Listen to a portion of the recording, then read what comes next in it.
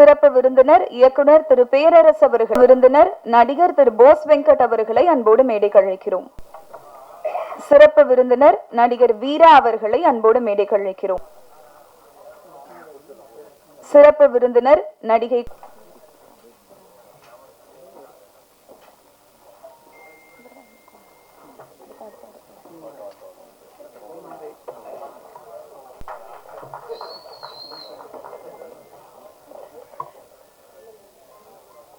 இரவன் விழிகள் படத்தின் ஒளிப்பதிவாளர் திரு பாஸ்கர் அவர்களை அன்போடு, படத்தின் இசையமைப்பாளர் AM அசார் அவர்களை அன்போடு மேடைகள். என்னோட மனமார்ந்த நன்றிகளும் வணக்கங்களும். மேடையிலே வைத்திருக்கும் விஜயஸ்ரீ அவர்களுக்கும், பாஸ்கரன் கேமரா மேன் பாஸ்கரன் அவர்களுக்கும், சிசர் மனோரமன் அவர்களுக்கும், விஷ்ணுசரன் அவர்களுக்கும், மியூசிக் டைரக்டர் அசார் அவர்களுக்கும், வீரா அசார் அவர்களுக்கும், திரு அண்ணன் கலஞ்சியன் அவர்களுக்கும், திரு RV உதயகுமார் சார் அவர்களுக்கும், பேரரசு சார் அவர்களுக்கும், போஸ் வெங்கடேஷ் சார் அவர்களுக்கும்,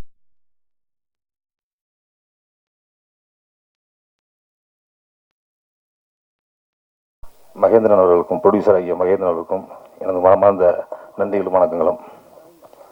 இந்த படம் வந்து எப்படி உருவானதுன்னு சொல்கிறத விட எப்படி தயாரானதுங்கிறத இயக்குனர் நான் சொல்கிறத விட ப்ரொடியூசர் சொல்லுவார். இது முதல்ல வந்து தயாரிப்பதற்கு அந்த மகேந்திரா ஃபிலிம் ஃபேக்ட்ரி அப்படிங்கிற ஒரு ப்ரொடக்ஷன் கிடையாது. இது தயாரிக்கிறதுக்கான ஒரு ஐடியாலெல்லாம் அவங்க இல்லை. இது வேற ஒரு ப்ரொடக்ஷனில் வேற ஒரு கதையாக வேற ஒரு இடத்துக்கு தான் போணுச்சு. இது அதுக்கப்புறம் ஒரு 3 or 4 months நான் ட்ராவல் பண்ணதுக்கப்புறம் மகேந்திரன் வந்து என்னோட நீண்ட நாள நண்பர், அவர்கிட்ட சொல்லிக்கிட்டே இருந்தேன். அப்புறம் ஒரு 3 மாதம் கழித்து அவர் வந்து என்கிட்ட வந்து இல்லை நம்மளே பண்ணலாம் என்ன அப்படின்னாரு. நான் சொன்னேன், இது விளையாட்டு வியாபாரம்ல பண்ணுறேன்தா, சும்மா சின்னதாக பண்ணிவிட்டு 10 நாளில் விட்டு ஓட்டிங்கன்னா தப்பாயிடும் அப்படின்னு. இல்லை நான் பண்ணுவேன், ஒன்றும் பிரச்சனை இல்லை அப்படின்னாரு. ஆனால் 10 நாள் கழிச்சு நான் சொன்னது தான் சொன்னார்.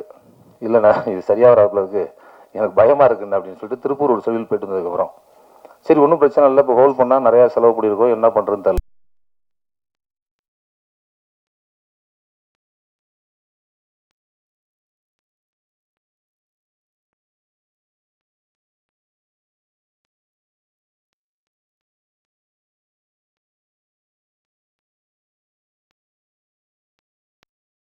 அதுக்கப்புறம் ஒவ்வொரு டெக்னீஷியன்ஸு நிறைய பேரோட உதவியோட நிறைய கதை விவாதங்கள் எல்லாம் பண்ணி 1 மாதம் கழித்து திருப்பி இந்த கதையை கொண்டு போய் அது ஒரு படமாக்கி திருப்பி கொண்டாந்து போஸ்ட் ப்ரொடக்ஷனுக்கு கொடுத்தோம்.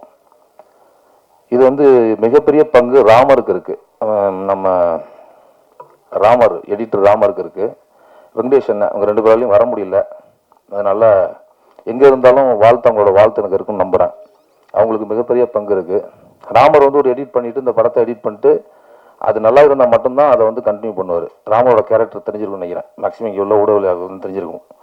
திருப்பி நல்லா இல்லைங்கிற பட்சத்தில் திருப்பி மறுபடியும் வந்து நம்மள்ட்ட ஆப்ஷன் ஏதாவது சொல்லிகிட்டே இருப்பாப்புல. கிட்டத்தட்ட ஒரு 3 மாதம் எடிட்டிங்கில் உட்காந்துருந்தேன். 3 மாதம் எடிட்டிங் தொடர்ந்து போயிட்டு இருந்துச்சு. 3 மாதம் கழிச்சு திருப்பி வந்து என்கிட்ட ஆப்ஷன் சொன்னாப்புல, ஜி படம் சூப்பராக வந்திருக்கு, அருமையாக வந்திருக்கு படம், ஒரே ஒரு குறை தான் அப்படின்னாப்புல. என்னன்னு ஒன்றும் இல்லை, சாங் மட்டும் ஒரு 2 சாங் எக்ஸ்டெண்ட் பண்ணிக்கிங்க, கதை கேட்டால் வைக்க போகிறேன், கதை கேட்கல என்ன பண்ணுறது அப்படின்னு சொல்லிட்டு அப்புறம் ஒரு 3 சாங் தான் இருந்தது படத்தில்.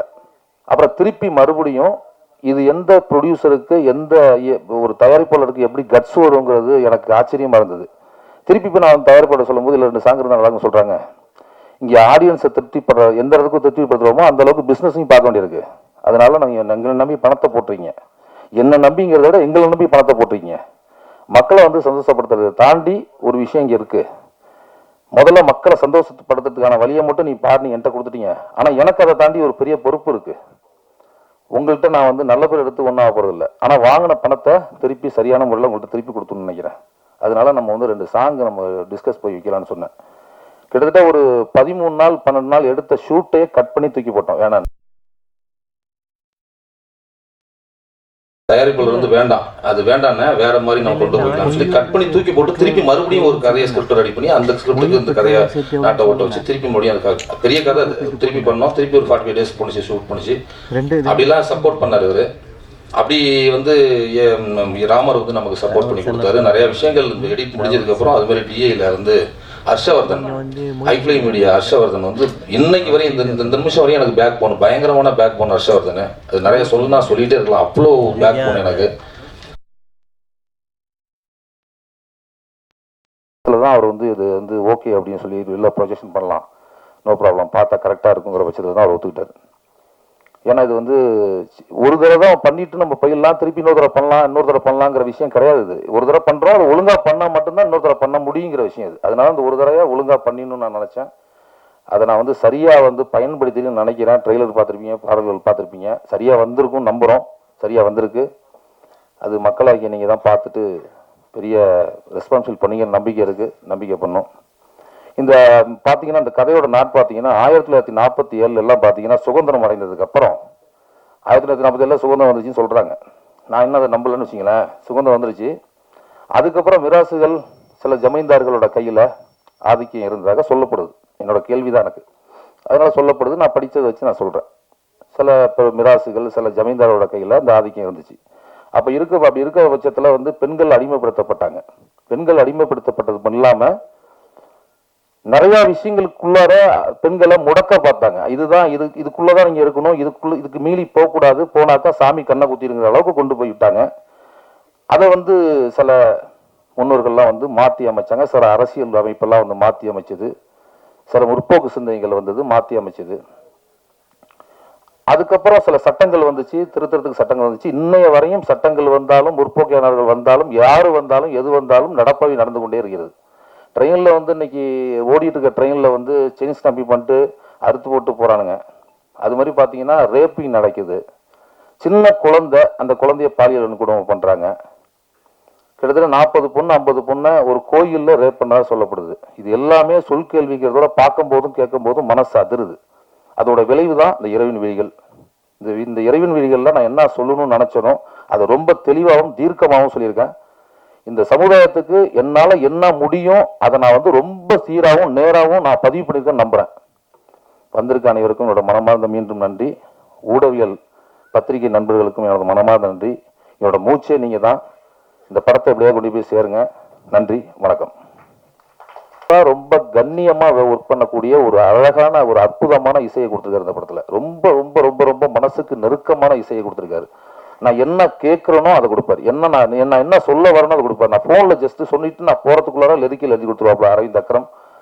அவ்வளோ அழகாக பண்ணியிருந்தாங்க. அதுமாதிரி கேமராமேன் பாஸ்கரன் வந்து இப்படி கையை எடுத்து இப்படி வச்சுட்டாருன்னு சொன்னாக்கா அது இப்படி தான் பார்ப்பாரு. ஆங்கில் இப்படி பார்த்துட்டு டே இவா இது பாரு சரியாக இருப்பாரு போகலாம்ல அப்படிம்பாரு. போகலாண்ணே, அது அவ்வளோ உயரம் இருக்குது எப்படின்னா போகிறது. ரொம்ப காட்டுக்குள்ளே போனால் அப்படி தான் வார்னர். ஏன்னா இது ஏற்காடு ஷூட்டில் வந்து மேலே போகிறதுக்கு வண்டியெல்லாம் கிடையாது, அது நடந்தான் போகணும். வெள்ளிமலைங்கிற ஒரு ஏரியாவில் பண்ணோம். அது எல்லாரும் மேலே போகிறதுலாம் வண்டியெல்லாம் கிடையாது. இதை விட சுவாரஸ்யம் என்னென்னா கேமராமேன் ஒரு வேலை பண்ண சொல்லிட்டவா சொல்லிடுறேன். என்ன பண்ணாங்கன்னா ஜீவாண்ணா வந்திருக்காருன்னு தெரியல, இங்கே தான் இப்போ இது ஃபைட் மாஸ்டர் ஜீவாண்ணா. அவங்க என்ன பண்ணிட்டாங்க, ரோப்பு போட்டாங்க. எனக்கு ரோப்பு போட்டு ஒரு 80 அடி இருக்கும்ண்ணே, 80 அடி இருக்கும் உயரம். சிசர் மனோரண்ணா கூட இருந்தார். 80 அடி உயரத்தில் ரோப் போட்டாங்க. மேலே ஏறணும். ஒரு ட்ரெயில் பார்த்துக்கலாமான்னு கேட்டாங்க. ட்ரெயிலா 80 அடி உயரத்தில் மேலே ஏறி திருப்பி நான் கீழே இறங்கி ட்ரெயில் பார்க்குறீங்களா அப்படின்னா, இல்லை ஒரு தடவை பார்த்துக்கலாம், ரோப்பு கரெக்டாக இருந்து சும்மா ஜஸ்ட் ஒரு ஜம்ப் பண்ணி பார்த்துக்கலாம். நாங்கள் ஜம்ப் பண்ணி பார்த்தோம், ரோப்லாம் கரெக்டாக இருந்துச்சு. இது இவங்களுக்குள்ளார பேசிட்டு ஏதோ இருந்திருக்காங்க, எனக்கு தெரியல. டேரக்டர் அந்த இடத்துல இருக்கணுங்கிறது அப்போ தான் உணர்ந்தேன். நான் வந்து ஓகேன்னு சொல்லிட்டு நம்ம அசிஸ்டண்ட் ரூபன்ட்ட சொல்லிட்டு பார்த்துக்கடா அப்படின்னு சொல்லிட்டு, மற்ற பசங்க அசிஸ்டண்ட் சரி கிடையாது, ரூபன் தான் ரொம்ப தெளிவாக ஒர்க் பண்ணுவான். அதனால ரூபன்ட்ட சொல்லிட்டு நான் ரோப்பில் தூங்க ஆரம்பிச்சிட்டேன். டக்குன்னு ரெடி ரோல் ஆக்ஷன் அப்படின்னு டக்குன்னு தூக்கிட்டாங்க. ரோப்பை தூக்கிட்டா ஒரு 80 அடிக்கு மேலே போயிடுச்சு. ரோப்பு மேலே போயிட்டு ஒரு 10 செகண்ட், ஒரு 20 செகண்ட், 30 செகண்ட் ஆயிடுச்சு. என்னடா ஒருத்தனும் கட்டும் சொல்ல காணும், திருப்பி வான்னு கூப்பிட காணும், ரோப்பு இழுத்த மாதிரியே நிற்கிது, என்னடான்னு சொல்லிட்டு 2 நிமிஷம் 3 நிமிஷம் கழிச்சு எனக்கு பேலன்ஸ் தொடையெல்லாம் ஆட ஆரம்பிச்சிட்டு கீழே இப்படி பார்க்குறேன். எல்லாம் இத்தனோன்னு தெரியுறாங்க எல்லாரும். திரும்பி என்னால் பார்க்க முடியாது, ரோப்பு இந்த பக்கம் கட்டிருக்கு. என்ன இப்போ என்னடா அது இறக்குறாங்களா இல்லை ரோல் போயிட்டு இருக்கா என்னன்னு தெரியலையான்னு சொல்லிட்டு இப்படி பார்த்தா ஒன்றுமே பண்ண முடியல. மேலே அப்புறம் அண்ணாந்து பார்த்தேன், கேமரா மேலே ட்ரோன் ஓடி இருந்துச்சு. அப்புறமா சத்தம் போட்டு ரோப்பை திருப்பினதுக்கு அப்புறம் பார்த்தாக்கா பாஸ்கரனும் நம்ம ஃபைட் மாஸ்டரும் நின்றுக்கிட்டு இல்லை மாஸ்டர், அது மேலே ஏறினா மாஸ்டர், அது கீழே இறக்கலாமா சார்? கீழே இறக்கும்போது ஒருத்தர் ரோல் பண்ணிக்கலாம் மாஸ்டர், அது ஏறும்போது கஷ்டமாக இருக்கும் மாஸ்டர். பாசன்னா நான் திருப்பி கூட ஏறுறேன், தயவு செய்து நான் கீழே இறக்கி விடுங்க அப்படின்னா 2-3 நிமிஷம் அந்த மேலே ஹோல்ட் பண்ணிட்டாங்க.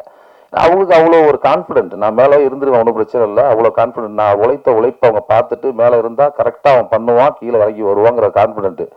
பட் நான் மேலே போனதுக்கப்புறம் கீழே பார்க்கும்போது எனக்கு பெரிய பயம் வந்துருச்சு. அப்புறம் கீழே சொன்னேன்னா இதெல்லாம் பண்ணாங்க, இல்லை தயவு கீழே ரிட்டர்ன் வரும்போது ரிவைஸ் ஷாட்லாம் போட்டால் நல்லா இருக்காது எடிட்டில். நம்ம இங்கே அது மாதிரி எடிட்டிங் நாலேஜ் பர்சன், அவர் எடிட்டிங் நாலேஜ் அது கரெக்டாக இருக்குமா கரெக்டாக இருக்காதாங்கிறத அங்கேயே அவர் ஜட்ஜ்மெண்ட் பண்ணி பண்ணுவார், அந்த மாதிரி ஒரு கேமராமேன். அப்புறம் அந்த மியூசிக் வாங்கியிருக்க ஜி மியூசிக் கம்பெனி, அவங்களுக்கு மனமார்ந்த நன்றிகளும் வாழ்த்துக்களும். இந்த ட்ரெய்லர் வந்து 6/3 ரிலீஸ் ஆகிருக்குது ஜி மியூசிக்கில், பாருங்கள். பார்த்துட்டு உங்களோட கருத்துக்களை அதில் பதிவிடுங்க. பாடல்களுக்கு கூட அடுத்தடுத்தது பாடல்களும் வரும். அப்புறம் வந்து பிஆர்ஓ ஜானன் அவர்களுக்கு என்னோட மனமார்ந்த நன்றி. ரொம்ப சிரத்தை எடுத்து இந்த விஷயங்கள் பண்ணியிருக்காரு ஜானண்ணன்.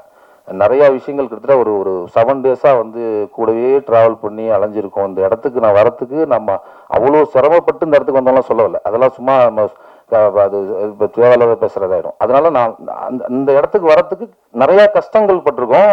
ஒரு 12 வருஷம் உழைச்சிருக்கோம். அதெல்லாம் தாண்டி இந்த ஒரு 7 நாள் வந்து ட்ராவல் வந்து அவரோட ஜார்னி பண்ணது வந்து எனக்கு ரொம்ப எப்படி சொல்கிறது, ரொம்ப ஆசையாகவும் ரொம்ப ஆர்வமாகவும் இருந்துச்சு. நிறைய விஷயங்கள் கற்றுக்க முடிஞ்சது என்னால் அவர் கூட இருக்கும்போது. அப்புறம் வந்து நம்ம நம்பி அண்ணன் வந்து என்ன சொன்னாலும் அது தகும், அந்த அளவுக்கு அவர் வந்து உழைப்பாளி. நம்பி அண்ணன் மாதிரி உழைப்பாளிலாம் நான் வந்து எனக்கு தெரிஞ்சு ரொம்ப நேர்மையான உழைப்பாளி நான் பார்த்ததில்ல. அவ்வளோ நேர்மையாக சொன்ன விஷயத்த கரெக்டாக இங்கே வாடா, இங்கே இத்தனை மணிக்கு போவோம், வா 3 மணிக்குன்னா 3 மணி, 4 மணி அந்த அளவுக்கு பண்ணுவார். அதுமாதிரி நம்பி அண்ணனுக்கு மனமார்ந்த நன்றியும் தெரிவித்துக்கொண்டு, அப்புறம் வந்திருக்க அத்தனை பேருக்கும் என்னோட மனமார்ந்த நன்றி. அப்புறம் மாஸ்டர் எல்கே ஆண்டனி மாஸ்டர் சிறப்பாக நடன அமைச்சிருக்காரு, அவருக்கு எனக்கு மனமார்ந்த நன்றி. வாய்ப்புக்கு விடை கூறி நன்றி பெறுகிறேன். நன்றி, வணக்கம். அனைவருக்கும் இனிய மாலை வணக்கம்.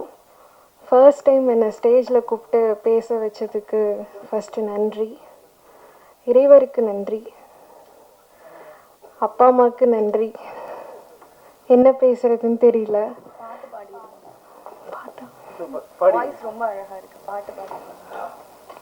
ஒரு சாங் ஒன்று பாடி, சாங் எனி சாங், நம்ம படத்தில் உள்ளதா பாடி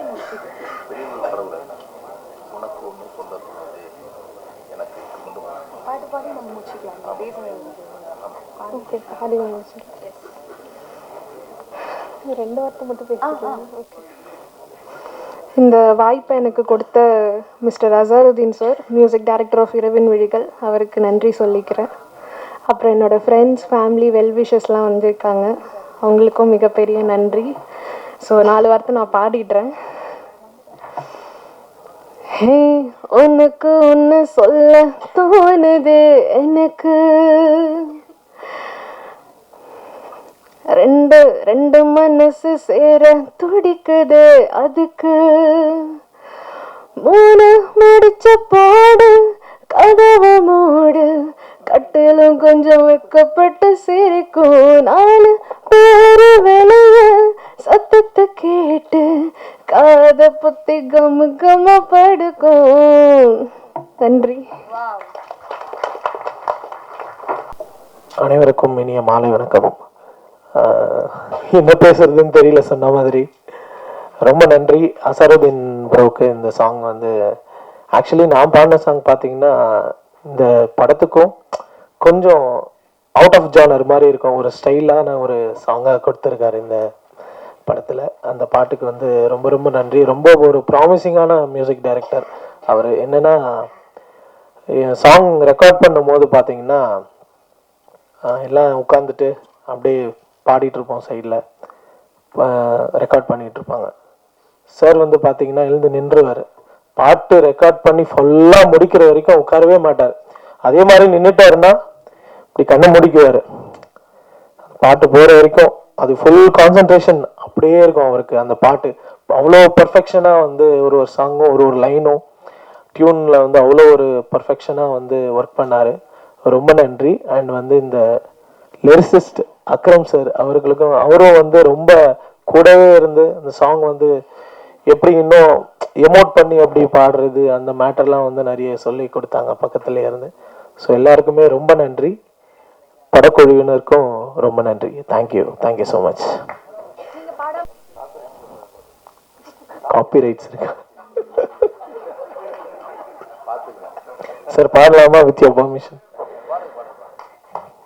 தென்னாங்கு பாடிடும் சின்ன விழி மீன்களும் பொன்னேஞ்சலாடிடும் கன்னிக்கரும் கூந்தலும் முத்தாடும் மேடை பார்த்து வாடி போகும் மான் பிறை முத்தாரம் நீட்டும் மார்பில் ஏக்கம் தேக்கும் தாமரை வண்ணப்பூவின் வாசம் வந்து நேசம் பேசும் அவள் நான் பார்க்க தாங்காமல் நாணுவாள் புதுக்கு அதேதான் என்னவென்று சொல்வதம்மா வஞ்சி அவள் பேரழகை சொல்ல மொழி இல்லையம்மா கொஞ்சி வரும் தேரழகை அந்தி மஞ்சள் நிறத்தவளை என் நெஞ்சில் நிலைத்தவளை நான் என்னென்று சொல்வேனோ அதை எப்படி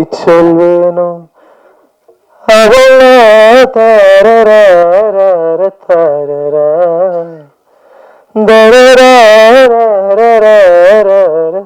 நானும்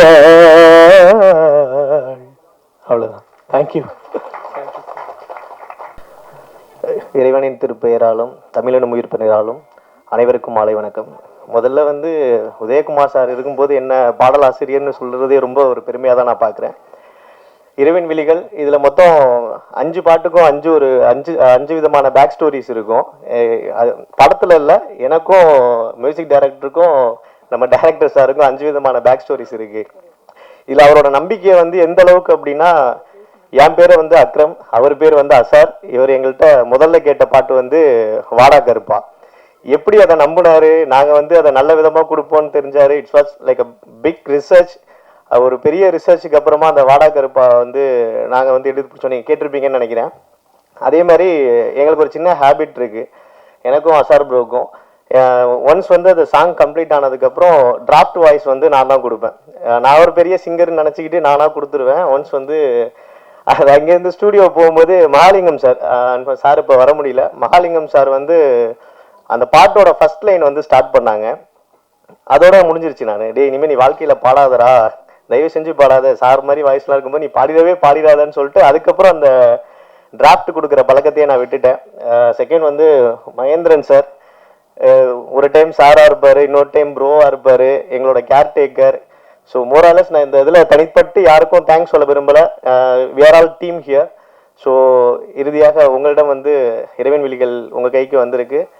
எல்லாரும் நல்ல விதமாக ஆதரவு கொடுக்கணும்னு வேண்டிக்கிறேன். தேங்க்யூ.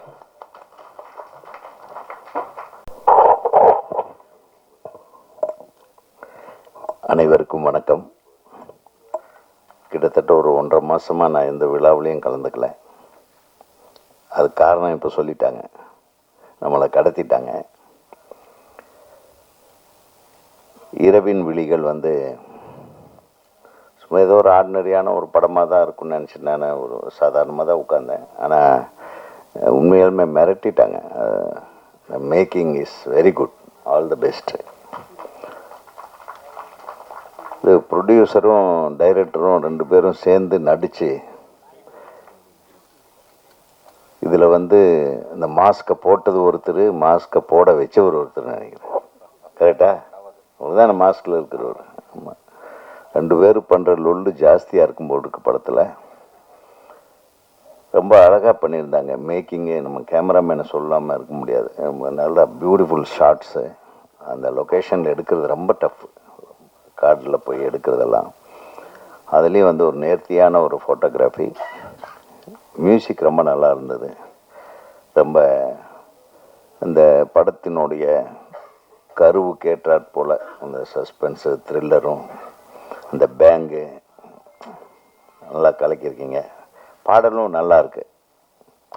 2 1.5 பாட்டு தான் போட்டிங்க, 5 பாட்டுன்னு சொல்லிட்டு அந்த 3.5 பாட்டு இவங்களே வச்சுருக்காங்க போல இருக்கு.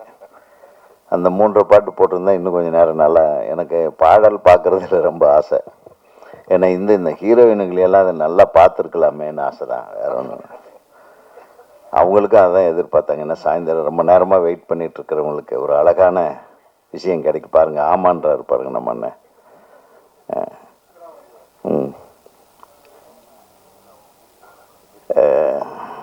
வந்த உடனே நம்ம போஸ் வெங்கட் சொன்னார், ரொம்ப சந்தோஷமாக இருந்தது. இன்றைக்கு கலைமாமணி விருதுகள் அறிவிக்கப்பட்டிருக்கிறது. பெரும்பாலான திரை உலகத்தை சேர்ந்தவர்களுக்கு, திறமையானவர்களுக்கு வழங்கி இருக்கும் குழுவில் தம்பி இடம்பெற்றிருப்பது மகிழ்ச்சி. அவருக்கு ஒரு கரகோஷத்தோட நன்றியை தெரிவித்துக் கொள்ள ஆசைப்படுகிறேன். குறிப்பாக நான் நன்றி சொல்ல விரும்புகிறது எங்கள் இயக்குனர்களுக்கு. நீங்கள் கொடுத்துருக்கீங்க. நம்ம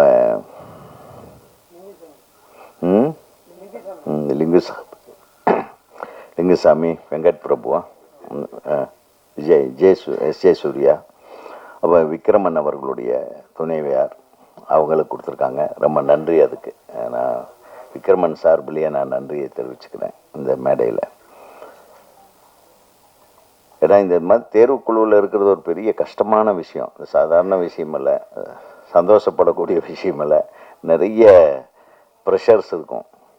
நம்ம தேர்ந்தெடுக்கும் போது ரொம்ப ஜாக்கிரதையாக இருக்கணும். அந்த கிட்டத்தட்ட கடந்த ஒரு 15 நாளாக ஆஸ்கார் விருதுக்கு இந்தியாவிலிருந்து அனுப்பக்கூடிய படத்தை தேர்ந்தெடுக்கிற குழுவில் நாங்கள் ரொம்ப கஷ்டப்பட்டோம். ஏன்னா நிறைய படங்கள், நல்ல படங்கள் வந்தது. ஒரு பெரிய குறை வந்து தமிழ்லேருந்து எந்த படமும் வரல. ஏன்னா கொஞ்ச நாளாக பார்த்தீங்கன்னா திரையரங்குகளில் கூட்டமே வர்றதில்லைன்றாங்க. ஏன் திரையரங்கத்துக்கு கூட்டம் வரல? இப்போ இன்றைக்கி அதுதான் மெயின் மேட்டர். படங்கள் எல்லாருமே எடுத்துக்கிட்டு இருக்கிறாங்க, கஷ்டப்பட்டு வர்றாங்க. இந்த மாதிரி இளைஞர்கள் புதுசாக ஏதோ முயற்சி பண்ணி ஏதாவது ஒரு மாற்றத்தை கொண்டு வந்துடணும், ஒரு பெரிய விடியலை உருவாக்கணும், ஒரு நல்ல எதிர்காலத்துக்காக போராடி கொண்டு வருகிற கலைஞர்களுக்கெல்லாம் அந்த படத்தை எடுத்து முடித்த கடைசியில் பெரிய போராட்டமாக போகுது அந்த ரிலீஸ் பண்ணுறதுக்கு. ஒரு கடந்த மாதம் ரிலீஸ் ஆன ஒரு மிகப்பெரிய படத்துக்கு கூட ஒரு ஊரில் வெறும் 9 பேர் தான் தியேட்டரில் உட்காந்துருந்தாங்கன்னு. இன்றைக்கி இப்போ டைரக்டர் விக்ரமன் எனக்கு சொன்னார், வெறும் 9 பேர் தான் சார் உட்காந்துருந்தாங்க. நான் அடிக்கடி சொல்கிறது உண்டு, பெரும்பாலுமாக ரிலீஸ் செய்யப்படுகின்ற சிறிய படங்கள் அந்த தயாரிப்பாளர்களுக்கே தெரியறதில்லை எந்த தியேட்டரில் ஓடுதுன்னு, எந்த ஷோ ஓடுறதுன்னு தெரியுது. ஸோ இந்த மாதிரி விஷயங்கள் எல்லாம் வந்து களைவதற்கு நம்ம பேசத்தான் முடியும். பண்ணுற இடத்துல நம்ம இல்லை. ஸோ பண்ணுற இடத்துக்கு பக்கத்தில் இருக்கிற போஸ் வெங்கட் எப்படி வந்து ஒரு திரைப்படத்தை வெளியிட வேண்டும். அட்லீஸ்ட் ஒரு படத்துக்கு நீங்கள் தேட்டரை வந்து 100 தியேட்டர் கூட கொடுக்க வேண்டாம், ஒரு 50 தியேட்டர் கொடுத்தாலும் அந்த தேட்டரில் காலை காட்சியிலேருந்து இரவு காட்சி வரையிலும் அந்த படமே ஓடணுன்ற ஒரு கட்டாயத்தை நம்ம உருவாக்கணும். நிறைய படங்கள் பார்த்திங்கன்னா நம்ம காலத்தில் கூட நம்ம பொன்னுமணின்னு ஒரு படம், அது ரிலீஸ் ஆகும்போது கிட்டத்தட்ட 16 படங்கள் ரிலீஸ் ஆச்சு. ராஜ்கிரண் சார் படம், பி வாசு சார் படம், என்னோட படம், வாசு சார் படம், இந்த மாதிரி நிறைய படங்கள். அந்த 16 படங்களில் பார்த்தீங்கன்னா முதல் வாரம் அப்போல்லாம் வந்து விமர்சனம் உங்களுக்கு தெரியும், 1, 2, 3, 4, 5, 6ன்னு இந்த மாதிரி போடுவாங்க. அதில் முதல் இடத்துல முதல் வாரம் ஒரு படம் இருக்கும். 2வது வாரம் அந்த படங்கள் எல்லாமே ஓடும். ஏன்னா ஒவ்வொரு படத்துக்கும் வந்து ஒரு 50 தியேட்டர், 60 தியேட்டர், 40 தியேட்டர், 70 தியேட்டர், பெரிய படங்களுக்கு 80 தியேட்டர் கொடுப்பாங்க. 2வது வாரத்தில் வந்து முதல் வாரத்தில் முதல் இடத்தில் இருந்த படம் வந்து 2வது இடத்துக்கு போயிடும். அது 2வது 3வது இடத்துல இருந்த படம் முதல் இடத்துக்கு வரும். எவ்வளவு அழகா இருந்தது பாருங்க. இது எப்படி நடந்தது? அது அத்தனை படங்களையும் மக்கள் பார்க்கிற வாய்ப்பு இருந்தது. ஃபர்ஸ்ட் ஆஃப் ஆல் தியேட்டர்களில் அத்தனை படங்களையும் மக்கள் பார்த்து விட்டு எது மிகச்சிறந்த படம் எது, சிறந்த படம், அதற்கடுத்து சிறந்த படம் எது அப்படின்னு அவங்க வகைப்படுத்தி கொண்டிருப்பார்கள். அவங்க போய் மவுத் டாக் போய் 5வது இடத்துல இருந்த பொன்னுமணி முதல் இடத்துக்கு வந்தது. முதல் இடத்துல இருந்த பார்த்திபனுடைய படம் உள்ளே வெளியே, அது 5வது இடத்துக்கு போகுது. 2வது இடத்துக்கு அரண்மனை கிளி. இதெல்லாம் நான் எதுக்கு சொல்றேன்னா, ஆனா அந்த 16 படங்கள்ல 12 படங்கள் வெற்றி படங்கள் தான். அந்த 12 படத்தை தயாரித்த தயாரிப்பாளர்களுக்கும் அவங்க போட்ட காசோட லாபத்தோட அவங்களுக்கு காசு வந்தது. அதை வெளியிட்ட வெளியீட்டாளர்களுக்கு லாபம், தியேட்டருக்கும் லாபம், தயாரிப்பாளருக்கும் லாபம். அந்த சினிமாவை கொண்டு வர எல்லோரும் முயற்சிக்க வேண்டும் என்ற ஒரு அன்பான வேண்டுகோளை நான் யாருக்கிட்ட வைக்கிறதுனே தெரியல. இயக்குனர் சங்கத்தோட தலைவருங்கிற முறையில் இது யாராச்சும் செய்யுங்கன்னு ஆண்டவனை பார்த்து தான் கேட்க வேண்டியதாக இருக்கு. அதை யார் செய்கிறார்களோ அவங்களுக்கு தான் எங்களோட ஓட்டு, சினிமாக்காரங்களோட ஓட்டு. ஏன்னா அந்த சினிமா மீண்டும் வந்தால், இங்கே இருக்காங்க பாங்க இத்தனை பத்திரிகையாளர்களுடைய வாழ்க்கை, தொழில்நுட்ப கலைஞர்களோட வாழ்க்கை, ஒவ்வொரு படத்துக்கு பின்னாடி வேலை செய்கிற ஆயிரக்கணக்கான பேர்களோட வாழ்க்கை தொடர்ந்து பலப்படும்.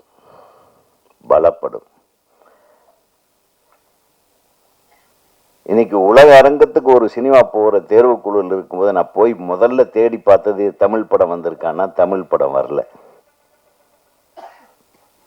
அதே எனக்கு மிகப்பெரிய அப்செட். நம்ம தமிழ் படம் எங்க நோக்கி போய் பார்த்தா 4 தெலுங்கு படம் வருது, 4 கன்னட படம் வருது. எங்க போச்சு நம்மளுடைய கிரியேட்டிவிட்டி?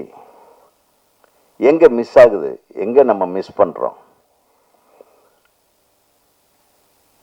தமிழ் சினிமாவை காக்க வேண்டிய ஒரு கட்டாய சூழ்நிலையில் இந்த மாதிரி இளைஞர்கள் எவ்வளவோ கஷ்டப்பட்டு ஒரு விஷயத்தை முன்னெடுத்து கொண்டு வர்றாங்க. இதுக்கு சரியான தியேட்டர்களை கொடுங்க. இந்த தியேட்டரில் படம் ஓடுது, ஒரு 4-5 நாள் ஓட வச்சாதான் அது 4-5 நாளாக அந்த படம் ஓடுதேன்னு சொல்லி ஒரு 10 பேர் வருவான். 10 பேர் 100 பேராக வாய்ப்பு இருக்கிற திரைப்படங்கள் நிறைய கடந்த காலங்களில், கடந்த மாதம் ரிலீஸ் ஆன ஒரு 12 படத்தில் ஒரு 10 படம் நானே பார்த்தேன். அதில் 7-8 படம் நல்லாவே இருந்தது. ஆனால் எந்த படமுமே ஓடல. ஸோ நம்ம தமிழ் திரை ரசிகர்களே, நான் அவங்கள தான் கெஞ்சணும், தயவு பண்ணி எல்லா படத்தையும் போய் பாருங்க. பெரிய படம் வருதுங்கிறதுக்காக உங்கள் காசை சேர்த்து வச்சு டிக்கெட்டுக்கு 150 ரூபா கொடுக்குற டிக்கெட்டுக்கு போய் 1500 ரூபா கொடுத்து படம் பார்க்கறத விட்டுட்டு இந்த 100 ரூபாய் 80 ரூபாய்க்கு காட்டுற இந்த சின்ன படங்களை பாருங்க. அது மட்டும் இல்லை, இன்னொரு தியேட்டர் உரிமையாளர்களுக்கு ஒரு வேண்டுகோளை வைக்கிறேன். நான் கொஞ்ச நாளைக்கு முன்னாடி லண்டன் போயிருந்தப்போ என் குழந்தை அங்கே படிச்சுட்டு இருந்தாங்க. அவங்க ஒரு டோக்கன் வச்சுருந்தாங்க. இது என்னம்மா டோக்கன்? என்ன? வாங்க டேடி சினிமாவுக்கு போனான்னு. ஏன்னா இந்த ஒரு டோக்கன் இந்த மாதத்துக்கு நம்ம 10 படம் பார்த்துக்கலாம். இந்த தேட்டரில் கொடுத்துட்டாங்க.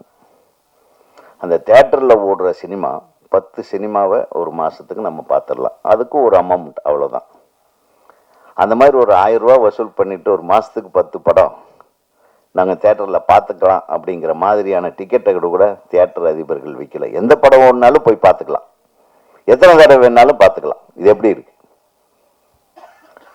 ஏதோ ஒன்று செஞ்சு சினிமாவை காப்பாற்றுங்க, காப்பாற்றுறதுக்கு உதவிகரமாக இருங்கன்னு சினிமாவை காப்பாற்றும் வல்லமை படைத்தவர்களுக்கு எனது வேண்டுகோளை வைத்து, இந்த திரைப்படம்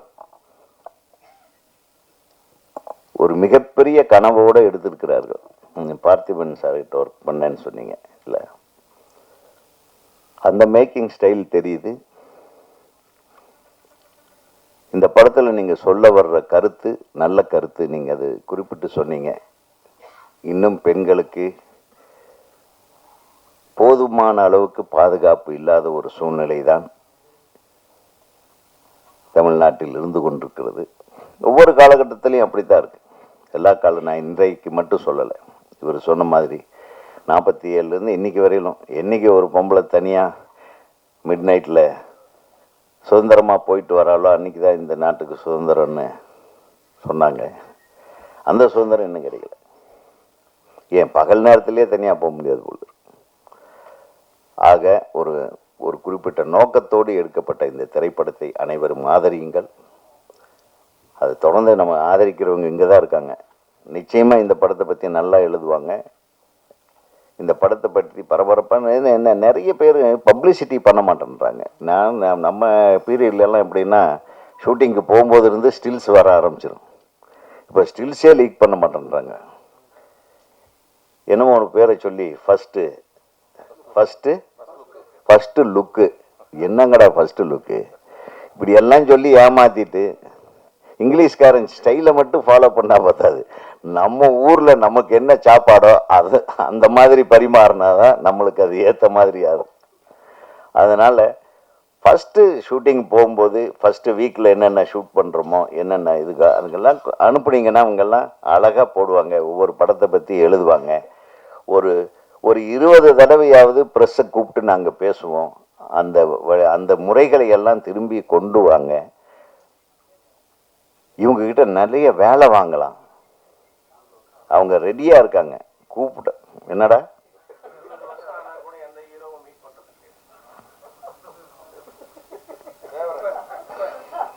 நீ வாங்க கொஞ்சம் பேச, அது நீ பேசுனா இன்னும் பரபரப்பாய். அதை ஹீரோக்கள் பார்க்கறது இல்லை, ஹீரோயின் பார்த்துறாங்கல்ல. ஒன்று நிறைய ஹீரோயின் போட்டோவா போட்டுட்டு இருக்கீங்க. அவர் ஹீரோவை போய் பார்க்கறதே கிடையாது, இவர் பார்க்கறது இல்லை. பாதி உண்மை இருக்கு அதில் நீங்கள் சொன்னதில். அதை நான் சொல்கிறேன், நம்ம ஹீரோக்களை விட்டுருங்க. அட்லீஸ்ட் இயக்குனர்கள் நீங்கள் என்ன பண்ணுறீங்கன்னா படம் எடுக்கும்போது அப்பப்போ அந்த ஸ்டில்ஸை கொண்டாந்து அப்பப்போ பரபரப்பாக அதை வெளியிட்டுட்டே இருக்கணும். அது என்ன எடுத்துகிட்டு இருக்கிறீங்க, எப்படி பண்ணிகிட்ருக்கீங்க, எந்த ஊரில் ஷூட்டிங் நடக்குது, இந்த மாதிரி விஷயங்களே இப்போ இவங்களுக்கு யாருக்கும் தெரியுதில்லை. படம் இந்த மாதிரி போட்டு ஆடியோ ரிலீஸுக்கு வரும்போது இந்த மாதிரி ஒரு படத்துக்கு ஆடியோ ரிலீஸுன்னு இல்லை. உண்மைதானே இது? அதான் இது அநியாயமாக இருக்குது. நம்மளும் சரியில்லை.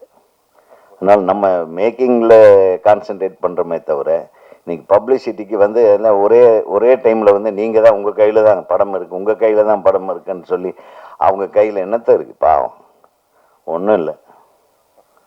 படம் நல்லா இருந்தால் நல்லா இருக்குன்னு எழுத போகிறாங்க. அப்புறம் அவங்கள போட்டு நம்ம யூடியூபர்ஸை திட்டுறோம். அது வேறு ஒரு பக்கம். அவங்கள ஏதோ ஒன்று அவங்க பண்ணுறாங்க, ஏதோ தப்பாவது நம்ம படத்தை பற்றி சொல்கிறாங்களேன்னு சந்தோஷப்படுங்க. ஆக இந்த படத்துக்கு நல்ல பப்ளிசிட்டி கொடுங்க. மிகப்பெரிய வெற்றி படமாக இது அமைய எனது மனமார்ந்த வாழ்த்துக்களை தமிழ்நாடு திரைப்பட இயக்குநர்கள் சங்கத்தின் சார்பாக தெரிவிப்பதில் மகிழ்ச்சி அடைகிறேன். அடுத்து நம்ம பேரரசு இருக்கார், என் சார்பாக அவர் நிறைய பேசுவார். அதுக்கப்புறம் என்ன, நீ ஹீரோயின்கள்லாம் இருக்காங்க, அவங்கள பற்றியெல்லாம் நீ பேச வேண்டியிருக்கு. நான் யார் பேரையும் சொல்லலைப்பா, உனக்காக சந்தோஷப்படு. ஹீரோயின்களுக்கும் எனது மனமார்ந்த வாழ்த்துக்கள். அனைத்து தொழில்நுட்ப கலைஞர்களுக்கும் எனது வாழ்த்துக்கள். நன்றி, வணக்கம்.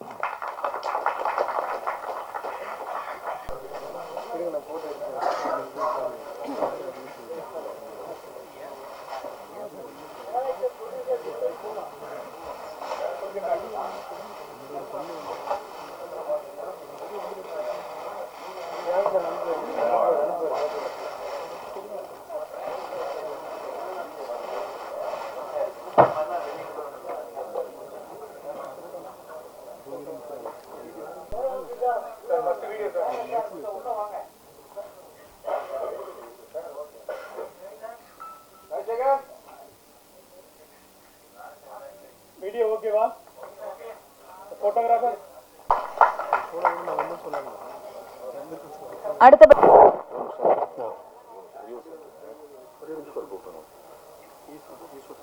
அதற்கு முன்னதாக நடிகர் ஈஸ்வர் அவர்களை அன்போடு மேடைக்கு அழைக்கிறோம்.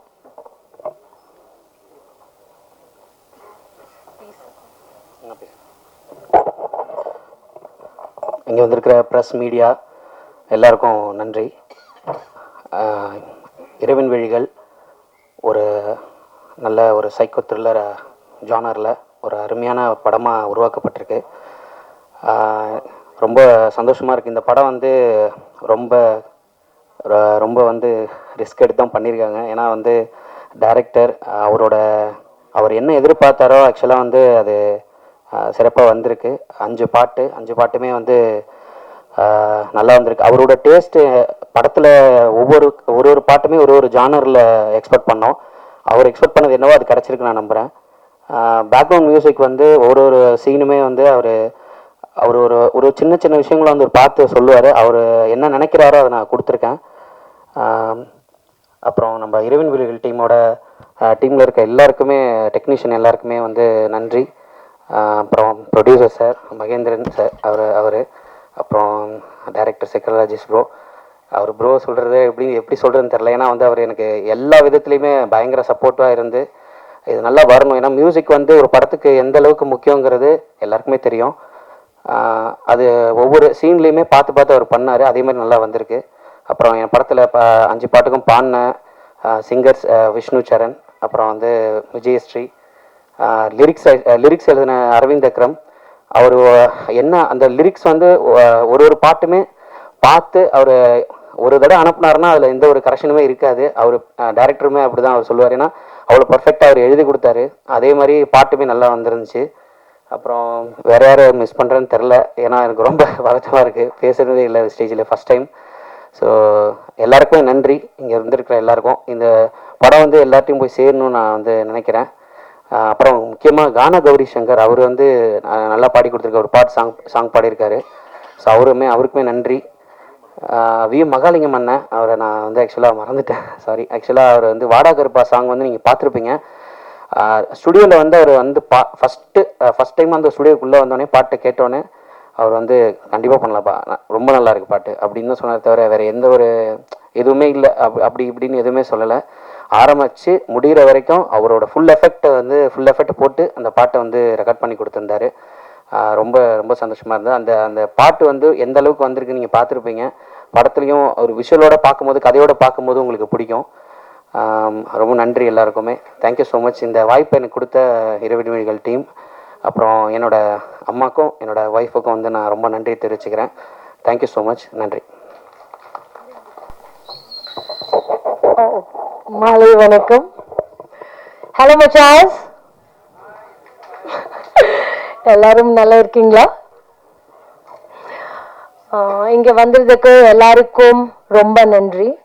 மீடியா ஃப்ரெண்ட்ஸுக்கு மிக்க நன்றி சொல்லுவேன்.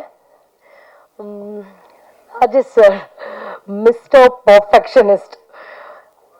அவங்களுக்கு எப்படின்னா ஒரு நிறையா ஐடியாஸ், ரொம்ப எப்போவுமே நிறையா தாட்ஸ் எல்லாமே வரும். ஐ வில் டெல் ஒன் என்னாச்சு ஸ்டோரி சொல்லுவேன். இந்த படம் ஸ்டார்ட் ஆகும் முன்னாடி எனக்கு கால் வந்திருக்கு டைரக்டர். ஹலோ, நாங்கள் ராஜேஷ் டிரெக்டர் தான், இந்த மாதிரி நாங்கள் படம் பண்ணிட்டு இருக்கேன், ஸ்டோரி எல்லாம் சொன்னார். ஓகே ஃபைன், எனக்கு பிடிச்சிருக்கு. நாங்கள் ஷூட்டிங் போயிட்டேன், ஃபர்ஸ்ட் டே ஷூட்டிங் போயிட்டேன். ஷூட்டிங் ஸ்டார்ட் ஆயிடுச்சு. அப்போ ஸ்கிரிப்ட் கொடுத்தார். ஸ்கிரிப்ட் பார்த்துட்டா என்ன இது நல்லா சேஞ்சஸ் பண்ணிட்டு இருக்கார். அப்போ 1 டே ஷூட்டிங் ஃபினிஷ் ஆயிடுச்சு. நெக்ஸ்ட் டே ஷூட்டிங் போயிடுச்சு. ஹீரோ கேரக்டரை சேஞ்ச் பண்ணிட்டு இருப்பார். அந்த மாதிரி ஷூட்டிங் போயிட்டு லாஸ்ட்ல பேக்கப் ஆயிடுச்சு. எல்லாரும் ஊரும் கிளம்பிட்டார், பேக்கப் ஆயிடுச்சு. ஒரு வாரம் அப்புறம் டிரெக்டர் கால் வந்திருக்கு.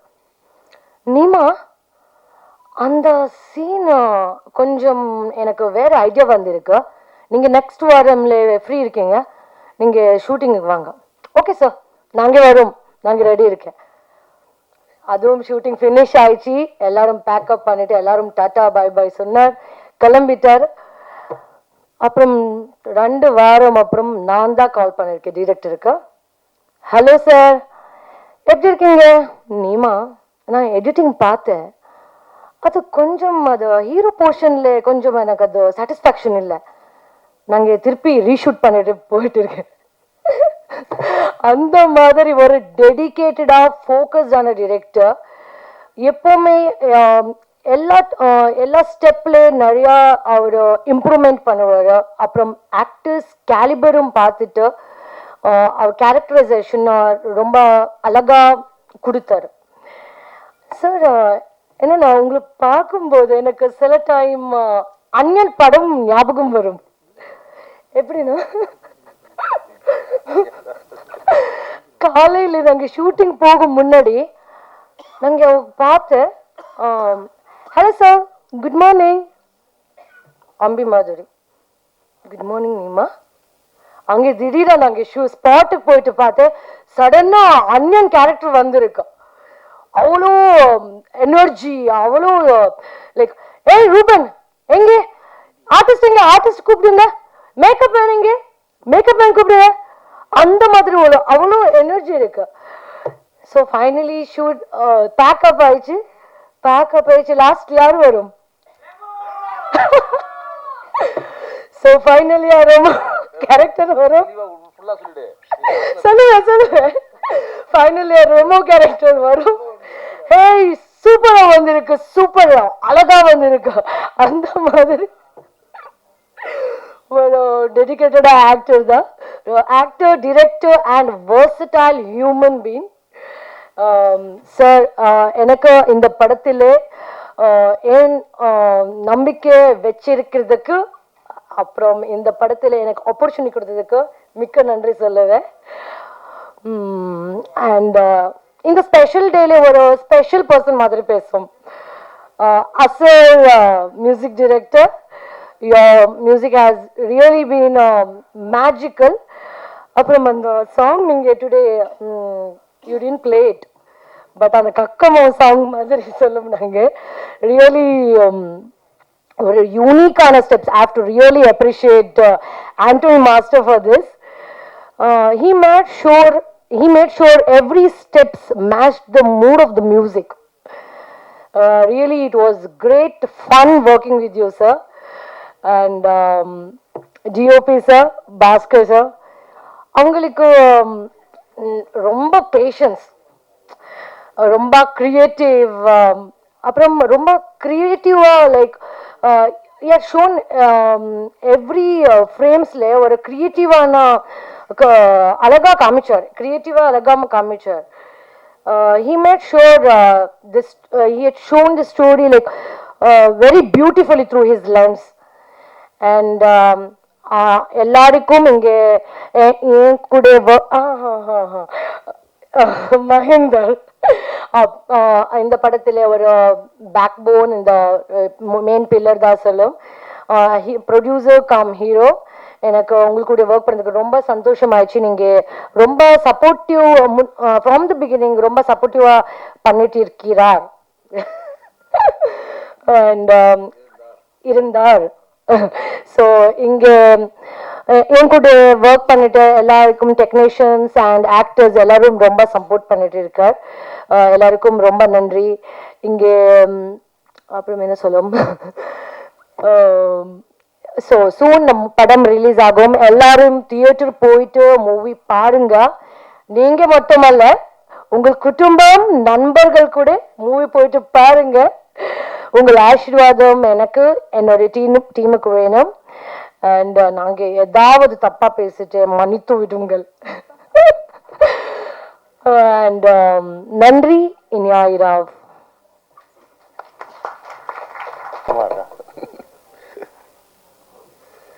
அனைவருக்கும் வணக்கம்.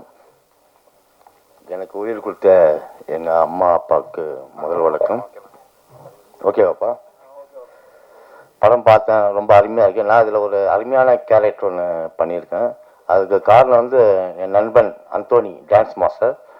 அவர் வந்து எனக்கு ஒரு 35 வருஷமாக நானும் அந்தோனியும் நல்லா பழக்கம். இது நல்லா பண்ணியிருக்காரு, இயக்குனர் நல்லா பண்ணியிருக்காரு, அப்புறம் கேமரா நல்லா பண்ணியிருக்காரு. ரொம்ப சந்தோஷமாக இருக்குது. ஹீரோ ஹீரோனி நல்லா சிப்ஸு நல்லா சாப்பிட்டாங்க. பாண்டிச்சேரியில் சிப்ஸு நல்லா சாப்பிட்டீங்களா? ஓகே. மீடியாவுக்கு என் மனமார்ந்த வாழ்த்துக்களை தெரிவிக்கிறேன். ரொம்ப நன்றி. பெரிய பெரிய ஆள்லாம் வந்திருக்காங்க.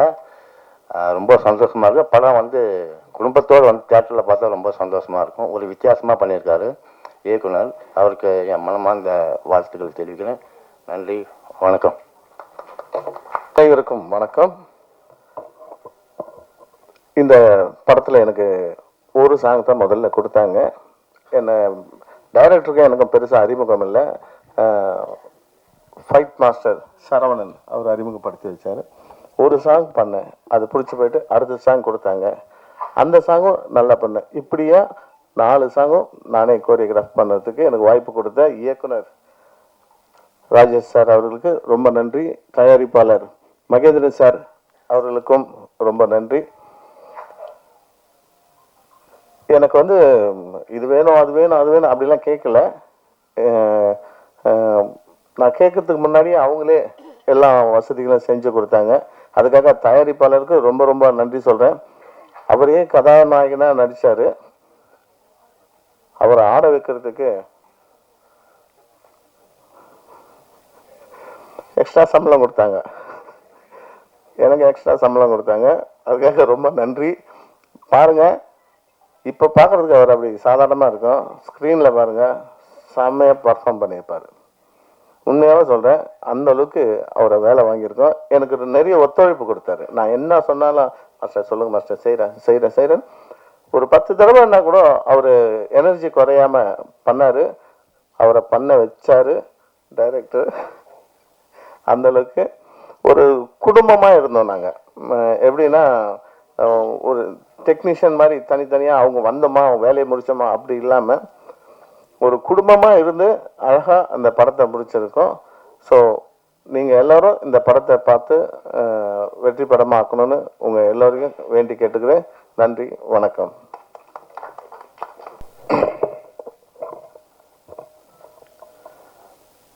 அனைவருக்கும் நான் பேசும்போது மைக்கு இருக்கு, நானே என்ன பேசுறேன்னு தெரியாம வந்திருக்கேன். இந்த படத்தோட கதையை வந்து என்கிட்ட டைரக்டர் சொன்னார். சொல்லும்போது வேற ஒரு ப்ரொடக்ஷனில் நடிக்கிறதுக்கு தான் என்ன கூப்பிட்டாரு.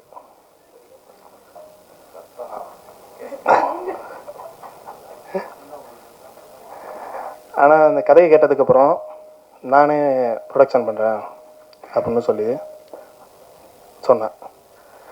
அதுக்கு அவர்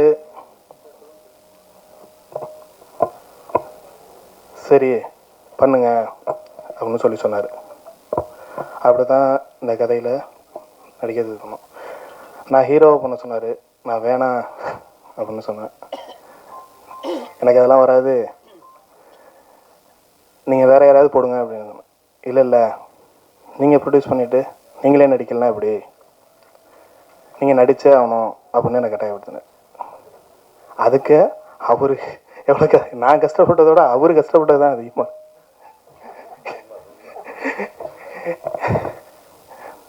என்னை ரொம்ப கஷ்டப்பட்டு நடிக்க வச்சு டார்ச்சர்னா கொஞ்சம் இல்லை, அந்த அளவுக்கு டார்ச்சர் பண்ணி நடிக்க வச்சார். ஏன்னா நம்ம இங்கே நடிச்சிடலாங்க, நான் பார்க்குறதோட இந்த மக்கள் பார்க்கும்போது நீங்கள் அந்த கதையோடு கரெக்டாக ஒத்து போகணும் அப்படிங்கிறதான். ஒரு சீனை 1 டேக்கு 2 டேக்கெலாம் இல்லை, 10 டேக்காக இருந்தாலும் விட மாட்டார். அவருக்கு அந்த சீன் சாட்டிஸ்ஃபேக்ஷன் ஆனதுக்கு அப்புறம் தான் என்னை விடுவார். ஒரு நாள் காலையில் 6 மணிக்கு ஸ்டார்ட் ஆகி மதியானம் 12 மணி வரைக்கும் விடல, காலை சாப்பாடு கூட சாப்பிட விடல. அந்த மாதிரிலாம் ஷூட்டிங் பண்ணுச்சு. இந்த படம் வந்து மக்களுக்காக ஒரு விழிப்புணர்வு படமாக இருக்குன்னு தான் இந்த படம் எடுக்கப்பட்டது. இந்த படம் வந்து ஒரு விதையாக விதைக்கப்பட்டு அவர் என்கிட்ட சொல்லும் போது இருந்துச்சு. அதுக்கப்புறம் என்னால் முடிஞ்ச அளவு அதை செடியாக்கிடுறேன். அதை நீங்கள்லாம் சேர்ந்து அதை மரமாக்கி அதில் கருத்துங்கிற பழமான சாப்பிட்றதுக்கு உறுதுணையாக இருக்குன்னு சொல்லியிருக்கேன்.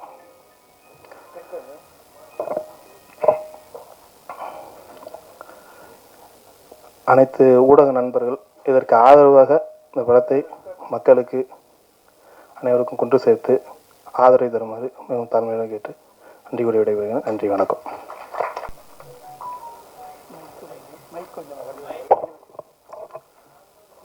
எல்லாருக்கும் வணக்கம்.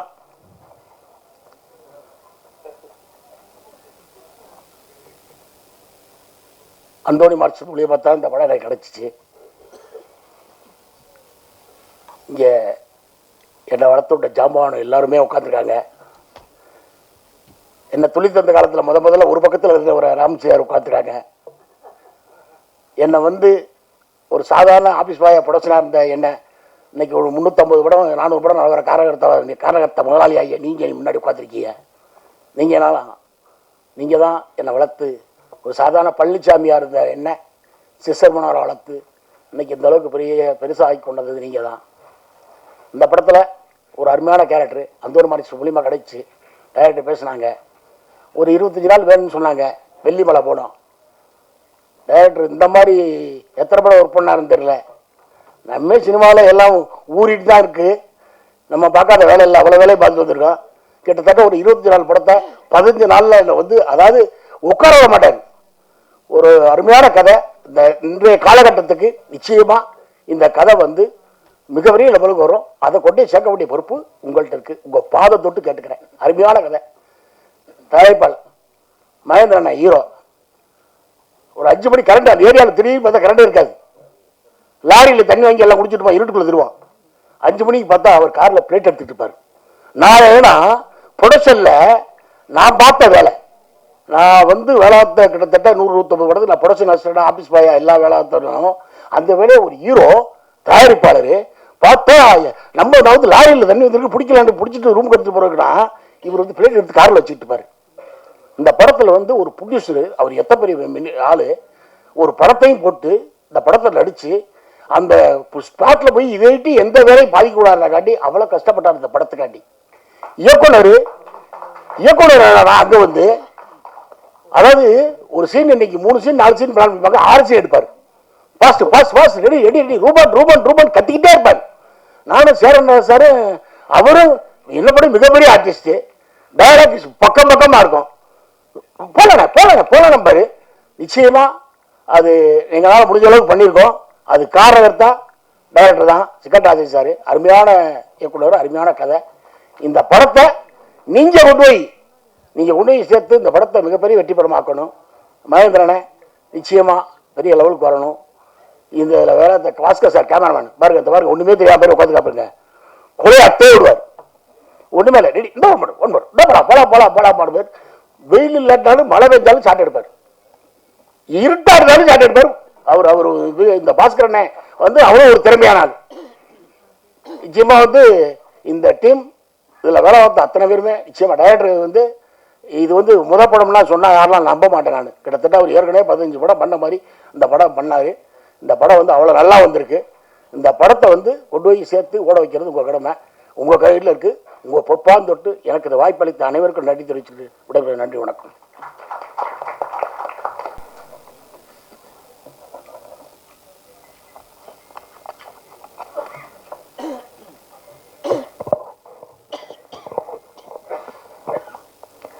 எல்லாருக்கும் மாலை வணக்கங்கள்.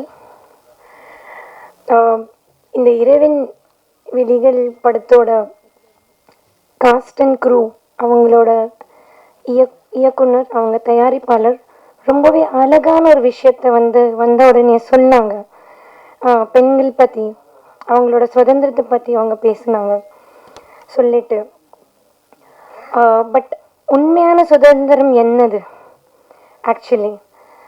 ஸோ உண்மையான சுதந்திரம் நம்ம இளைஞர்கள் எல்லாமே சுதந்திரமாக பேசுறதா அது உண்மையான சுதந்திரம். நான் அது நம்புகிறேன். ஸோ இந்த படத்தை வழியாக நான் பேச வந்தது இப்போ இருக்க ரொம்ப ரொம்ப ஒரு இம்பார்ட்டண்ட்டான ஒரு விஷயம் நான் பேச போகிறேன்.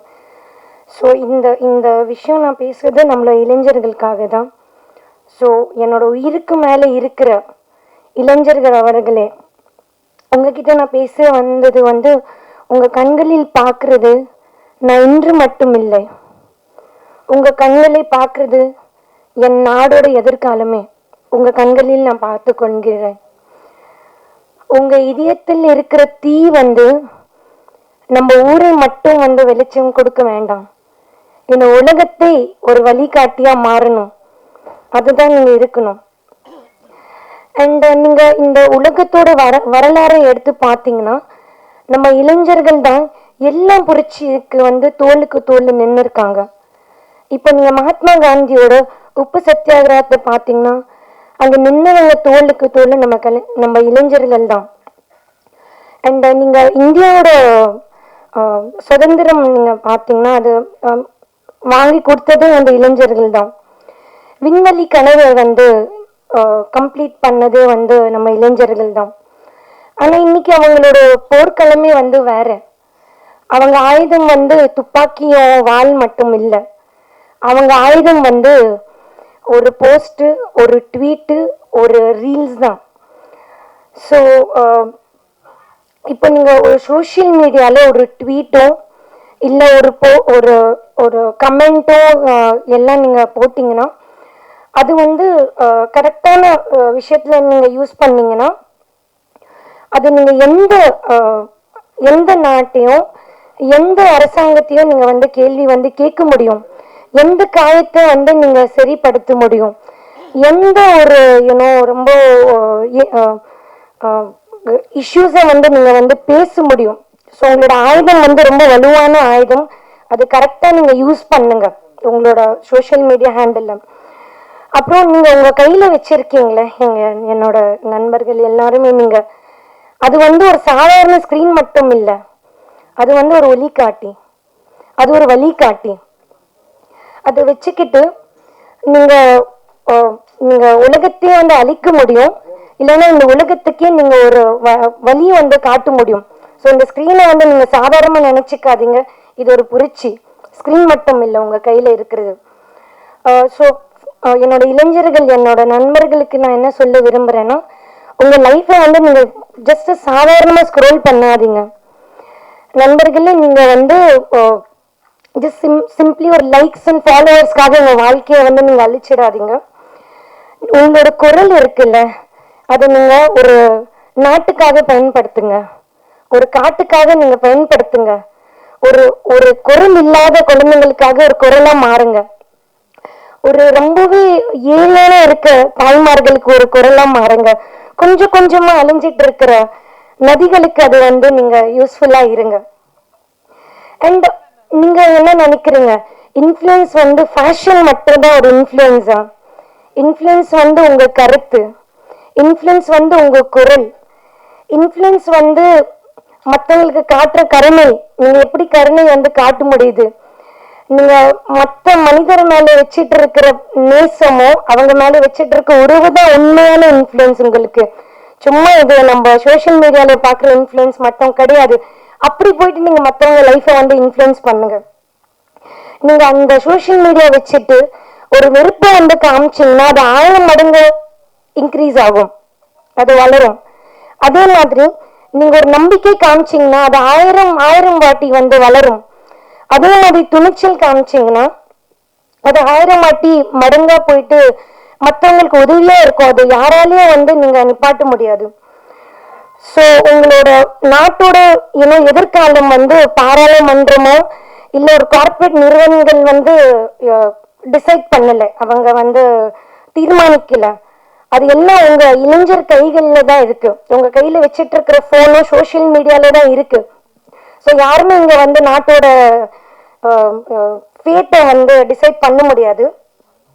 ஸோ நானே வந்து நம்ம எல்லாருமே ஒரு உலகம் வந்து திரும்பி பார்க்கும்போது எப்படி பார்க்க போறாங்கன்னா, தமிழ்நாடுல இருக்க இளைஞர்கள் ரொம்பவே கஷ்டப்பட்டு போராடி இந்தியாவோட தலையெழுத்தே வந்து மாத்திருக்காங்க. அப்படிதான் இந்த சோஷியல் மீடியாவை நீங்க யூஸ் பண்ணுங்க. ஸோ ஒரு நல்ல குரலை வந்து சோஷியல் மீடியால நல்ல குரலா வந்து மாத்துங்க. சோஷியல் மீடியாவில் நீங்க வந்து ஒரு நல்ல உதாரணமா இருங்க. உங்க கமெண்ட்ஸை வந்து கரெக்டா நீங்க யூஸ் பண்ணுங்க.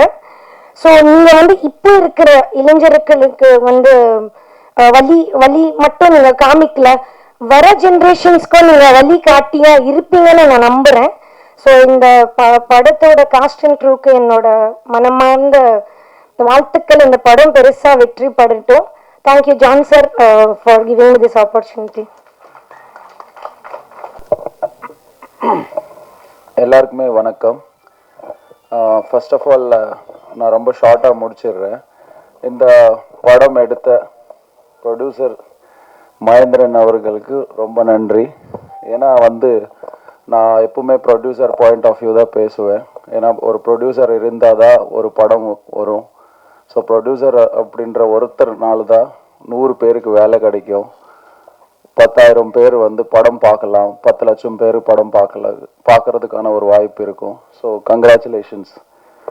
அடுத்து வந்து இயக்குனர் டைரக்டர் இல்லாமல் எந்த படமும் வெளியில் வர போகிறது கிடையாது. ஸோ உதயகுமார் சார் வந்து மென்ஷன் பண்ணியிருந்தார் ஒரு ப்ராப்ளம், எஸ்பெஷலி அது நானும் ஒத்துக்கிறேன். ஏன்னா ரொம்ப நாளாக வந்து ஆல்மோஸ்ட் 6 months ஆல் மோர் தென் மேபி மைண்டில் ரொம்ப டிஸ்டர்பிங்காக இருந்த தாட்டே இதுதான். நான் தமிழ் கிடையாது, I am born brought up in Andhra, but due to love of Tamil Nadu and Tamil culture, I shifted over here. ஆனால் அந்த டைமில் நான் என்ன யோசிச்சிருந்த ஒரு தாட் ப்ராசஸ் வந்து என்ன இருந்ததுன்னா, இங்கே மட்டும்தான் ரொம்ப அன்பா அண்ணா அன்னு கூப்பிடுவாங்க. இது வந்து இப்போ இல்லை, ரொம்ப பாஸ்ட்லேருந்து இருந்த கல்ச்சர். அப்போ Telugu industry separate, Tamil industry separate கிடையாது. அது ஒரு பாசத்தோட அண்ணா அக்கா அண்ணான்றது வந்து ரொம்ப பாசமாக இருந்தது. அதோட வேல்யூ, அதோட டெப்த் ஆஃப் ஆரிஜின் வந்து ரொம்ப ஸ்ட்ராங்காக இருந்துச்சு. இப்பவும் பார்த்தா எல்லாம் ப்ரோவாக மாறிச்சு. ஸோ இது எதுக்கு சொல்ல வரேன்னா, தமிழ்நாட்டில் வந்து கல்ச்சர் அண்ட் சினிமா வந்து ஒரு பாட்டாக இருந்தது. ஒரு உலக சினிமாவே பார்க்கக்கூடிய அளவுக்கு இருந்துச்சு. இப்போ என்னோட பாயிண்ட் ஆஃப் வியூவில் வந்து we are lagging.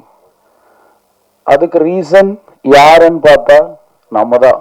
ஏன்னா ஒரு சினிமாவுக்கு நான் தயாரிப்பாளராக இருக்கலாம், 2வது சினிமாவுக்கு நானும் ஒரு ஆடியன்ஸ் தான். ஸோ ஒரு ஆடியன்ஸ் மைண்ட் செட் இப்போ எப்படி இருக்குது அப்படின்றது எனக்கு புரியல. ஆக்சுவலி உதயகுமார் சார் மென்ஷன் பண்ணி போன மாதிரி நானும் யோசிச்சுட்டு இருந்தேன். ஓகே, புஷ்பா மாதிரி மூவிஸ் வந்தால் தான் ஆடியன்ஸ் பார்ப்பாங்களா, இல்லை பாகுபலி மாதிரி வந்தால் தான் பார்ப்பாங்களா அப்படின்ட்டு. ஆனால் அதர் ஸ்டேட்ஸில் எல்லா லாங்குவேஜஸில் எல்லா மூவிஸுக்கும் ஓரளவுக்கு கான்ஃபிடென்ட்டாக போயிட்டுருக்கு. ஈவன் ஒரு லாஸ்ட் வீக் வந்து ரொம்ப சின்ன படங்கள் தான் தெலுங்குல ரிலீஸ் ஆகிருக்கு, பயங்கர ஹிட்டு. ஆனால் இங்கே வந்து அந்த சென்ஸ் ஆஃப் அக்செப்டன்ஸே வந்து இல்லாமல் போகுது. அது வந்து நாங்கள் சரியாக எடுக்கலையா, இல்லை நாங்கள் உங்களோட எக்ஸ்பெக்டேஷன்ஸ்க்கு வந்து ஃபுல்ஃபில் பண்ணலையா என்னன்றது அந்த கொஷின் மார்க்குக்கு வந்து நீங்கள் தெளிவாக பதில் சொல்லுங்க. ஏன்னா நம்ம கிட்ட ஒரு மீடியம் இருக்குது, கம்யூனிகேஷன். முன்னாடி மாதிரி ஒரு மீடியம் இல்லாமல் இல்லை. ஸோ ஏன்னா இந்த டீம் வந்து ரொம்ப ஹார்ட் ஒர்க் பண்ணி ஒரு பேஷனேட்டான ஒரு ப்ராஜெக்ட் பண்ணி, ஏன்னா ஒரு ப்ராஜெக்ட் வந்து ஒரு ஹில் ஸ்டேஷன்ஸில் போய் பண்ணுறது ரொம்ப டிஃபிகல்ட் டாஸ்க். நாங்கள் 2-3 ப்ராஜெக்ட்ஸ் பண்ணியிருந்தோம். அங்கே cast and crew, technical, camera, equipments எல்லாம் மூவ் பண்ணி எடுத்துக்கு வர்றது ரொம்ப கஷ்டம். So I pledge all the audience of Tamil cinema, do come to theaters, வாங்க, பாருங்க, கொண்டாடுங்க, என்ஜாய் பண்ணுங்க. உங்களோட அன்பு, உங்களோட சப்போர்ட் கொடுத்தாதான் அடுத்த வந்து நம்மளால வந்து அடுத்த ஜெனரேஷனெல்லாம் அப்கமிங் டைரக்டர்ஸ், ஆக்டர்ஸ் எல்லாருனாலையும் வந்து ஒரு வெற்றி படமான படங்கள் கொண்டு வர முடியும். So I wish all the best to this entire team, cost, editors, technicians, cameramen, all the best. Wishing you good luck. நன்றி, வணக்கம். எங்கள் அண்ணன் பேரரசு அண்ணன் மேலே இருக்காங்க. நான் இதில் பேரை வந்துட்டேன். அண்ணன் வந்து எங்கள் ஊருக்காரரு, அண்ணன் படத்தில் நடிச்சிருக்கேன்.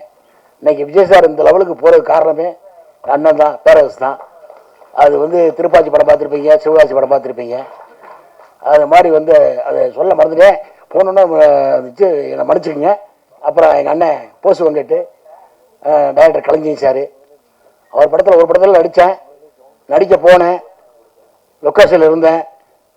மணிவண்ணன் சார், நானும் இன்னொருத்தர் காம்பினேஷனு. ரொம்ப நல்ல மனுஷர், நடிக்க வைக்கலை. இருந்தாலும் அவர் ரொம்ப நல்ல மனுஷர், அதனால் நடிக்கலை, வீட்டுக்கு அனுப்பிச்சிட்டாங்க. என் காது மட்டும் நடிச்சிருக்கோம் அதில். அது அவருக்கு நன்றி தெரிவிச்சுக்கிறேன். என்னை மன்னிச்சுங்க. ஜாம்பவான்களை சொல்லாமல் போனதுக்கு என்னை மன்னிச்சுங்க. நன்றி, வணக்கம்.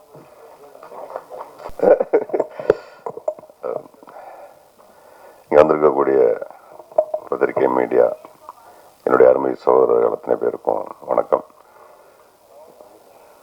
இரவின் விழிகள் ஒரு ஓமை விழிகள் மாதிரி பெரிய வெற்றி அடையணும். பெரிய சந்தோஷம். மகேந்திரன் ப்ரொடியூசர் இப்போதான் சொன்னார், எங்கள் கட்சிக்காரன் என்ன காலையிலேருந்து ரொம்ப ப்ரெஷர் போட்டு கூப்பிட்டாங்க. அப்பவே நினைச்சேன் நான் இதுக்குள்ள ஏதோ உள்குத்துருக்கேன் அப்படின்ட்டு. நீங்க வந்தே ஆகணும்னு அடம் பிடிச்சிட்டாங்க. இதெல்லாம் பார்த்தாதுன்ட்டு நேற்று தானே முந்தானேத்து சாரி அந்த சண்டே அன்னைக்கு நடிகர் சங்கம் பொதுக்குழு நடந்துச்சு. ஏன்னா ஒருத்தர் ஓடி வந்து வரவேற்றாரு. நான் ஒரு யாரு ஒரு நடிகர் சங்கத்தில் வரவேற்கப்ப டேரக்டரு சார் உங்களுக்காக தான் நின்றுக்கிட்டு. அப்பதான் தெரிஞ்சு சார் இங்கே ஏதோ ஒரு பொலிட்டிக்கல் திங்ஸ் இருக்குன்னுட்டு. வாழ்த்துக்கள் மகேந்திரன், ஹீரோவாக நடிச்சிருக்கீங்க. வில்லனாகவும் ட்ரை பண்ணியிருக்கலாம், இல்லை வில்லன் கூட பண்ணியிருக்கலாம். ஒன்றும் வாய்ப்பு கட்டாயமாக இருக்குது கலைஞரில். நீங்கள் அண்ணா ஆர்வி என்ன டக்குன்னு கிளம்பிட்டாங்க. நிறைய விஷயம் சொல்லிட்டு போனாங்க. அதில் அவர் ஒரு பாயிண்ட்டை சொல்லிட்டு போனார் சினிமா அப்படின்னுட்டு, அந்த ரிலீஸ் பற்றி. இப்போ ரிலீஸ் அப்படின்னோடனே திமுக காரன் பக்கம் டக்குன்னு திரும்பிடுவாங்க. நானே பேசியிருக்கேன் நிறையா. ரிலீஸ்னோடனே ஏன் அந்த பக்கம் திரும்புகிறாங்கன்னு எனக்கு தெரியல.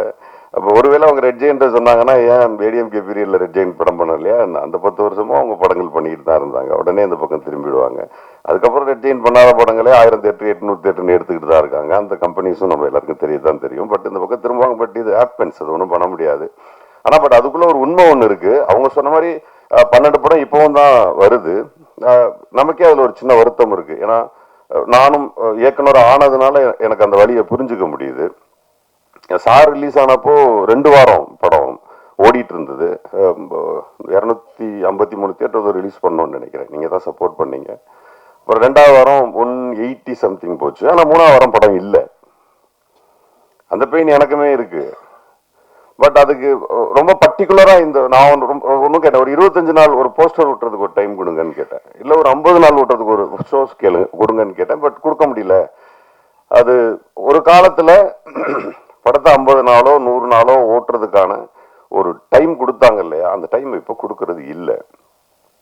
பட் அவங்கள குறை சொல்ற அதே சமயத்துல ஆடியன்ஸும் ஒரு படம் ரிலீஸ் ஆன ஒரு வாரத்துக்கு அப்புறம் என்ன பண்ணிடுறாங்கன்னா, அதான் இன்னொரு 1 வாரம் 10 நாள்ல ஓடிடியில் வந்துருமே, இது எதுக்கு நம்ம வந்து தியேட்டர்ல பார்க்கணும் அப்படின்னு சொல்லும்போது ஒரு படத்தினுடைய ஆயுள் காலம் இப்போ ஈசல் மாதிரி 10 நாள் 12 நாள்னு மாறி போச்சு. ஸோ நம்ம அதை நம்ம அது மேலே கிளைமிங் பண்ணும்போது கூட கொஞ்சம் யோசிக்க வேண்டியிருக்கு. Claiming right or wrong? Claim பண்ணுவோம், சார் சொன்ன மாதிரி கிளைம் பண்ணுவோம். 50 நாள் 60 நாள்னா சார் சொன்னாங்க 60 தேட்டர் எங்களுக்கு வரும், 60 தேட்டர் இன்னொருத்தருக்கு போகும், 60 தேட்டர் இன்னொரு தேட்டர் போனால் ஸோ 50 தேட்டரோ 60 தேட்டரோ ஷோஸ் வந்து 3 ஷோவோ 2 ஷோவோ இருந்ததுன்னா அது 50 நாளோ 60 நாளோ இருந்தால் தான் ஆடியன்ஸ் அப்போ பார்க்க முடியும். அவங்களுக்கு அண்ணன் சொன்ன மாதிரி அந்த டாப் 10 ரைட், அந்த டாப் 10ல வந்து 1 2 3 நாள் சொல்றதுக்கே 5 6 வாரம் 7 வாரம் 8 வாரம்லாம் எடுக்கும். இப்போ அது இல்லையே. படம் ரிலீஸ் ஆகுது, ரிலீஸ் ஆன 2வது ஷோலே எழுதிடுறாங்க. 3வது ஷோ வந்து நல்லா இருக்கு சுமாரா இருக்குன்னா கூட கூட்டம் கூடுது. 4வது ஷோ நல்லா இருக்குன்னு சொன்னா ஓகே, அடுத்த நாள் காலையிலேயே தியேட்டர் இல்லை, தூக்கிடுறாங்க. ஸோ இது பிஸ்னஸ் கம்ப்ளீட்டா கன்வெர்ட் ஆயிடுச்சு, கம்ப்ளீட்டா மாறிடுச்சு. அதை நம்ம வந்து புரிஞ்சுக்கிட்டு அதுக்கு தகுந்த மாதிரி தான் படம் பண்ணணுமே தவிர, இப்போ ப்ரொடக்ஷன் சைடில் ப்ரொடியூசர்ஸ் வந்துட்டு ஒரு தடவை சார் விஷால் சார் பேசியிருந்தாரு, சின்ன ப்ரொடியூசர்ஸ்லாம் இனிமேல் வராதிங்க அப்படின்னு. உடனே நான் தான் முதல் கண்டன குரல் கொடுத்தேன், நேரடியாகவும் போய் சந்தித்தேன், இன்டர்வியூஸ்லாம் கொடுத்தேன். பட் அவர் சொன்னதோட சென்ஸ் என்னவா இருக்குன்னா, சின்ன சின்ன படங்கள் எடுக்கிறவங்க உஷாரா இருங்கிறது தான் சென்ஸ். ஆனால் அதை அவர் சொல்ல தெரியாமல் சொல்லிட்டார். அவர் உஷாரா இருங்க, கொஞ்சம் கேர்ஃபுல்லாக பண்ணுங்க அப்படிங்கிறது தான் சென்ஸ். ஆனால் அவர் சொன்னதுனால பல ப்ரொடியூசர்ஸ் ஓடி போன கதை உண்டுன்னு வச்சுங்களேன். அது ராங் இஸ் ராங், அது ஒன்றும் பண்ண முடியாது. பட் உண்மை என்னன்னா, சின்ன படம் எடுக்கிறவங்கள்ட்ட கேட்கறது ஒன்றே ஒன்று தான், இந்த படம் என்ன மாதிரியான அட்டென்ஷனை ஆடியன்ஸ் கிட்ட கிரியேட் பண்ணும்.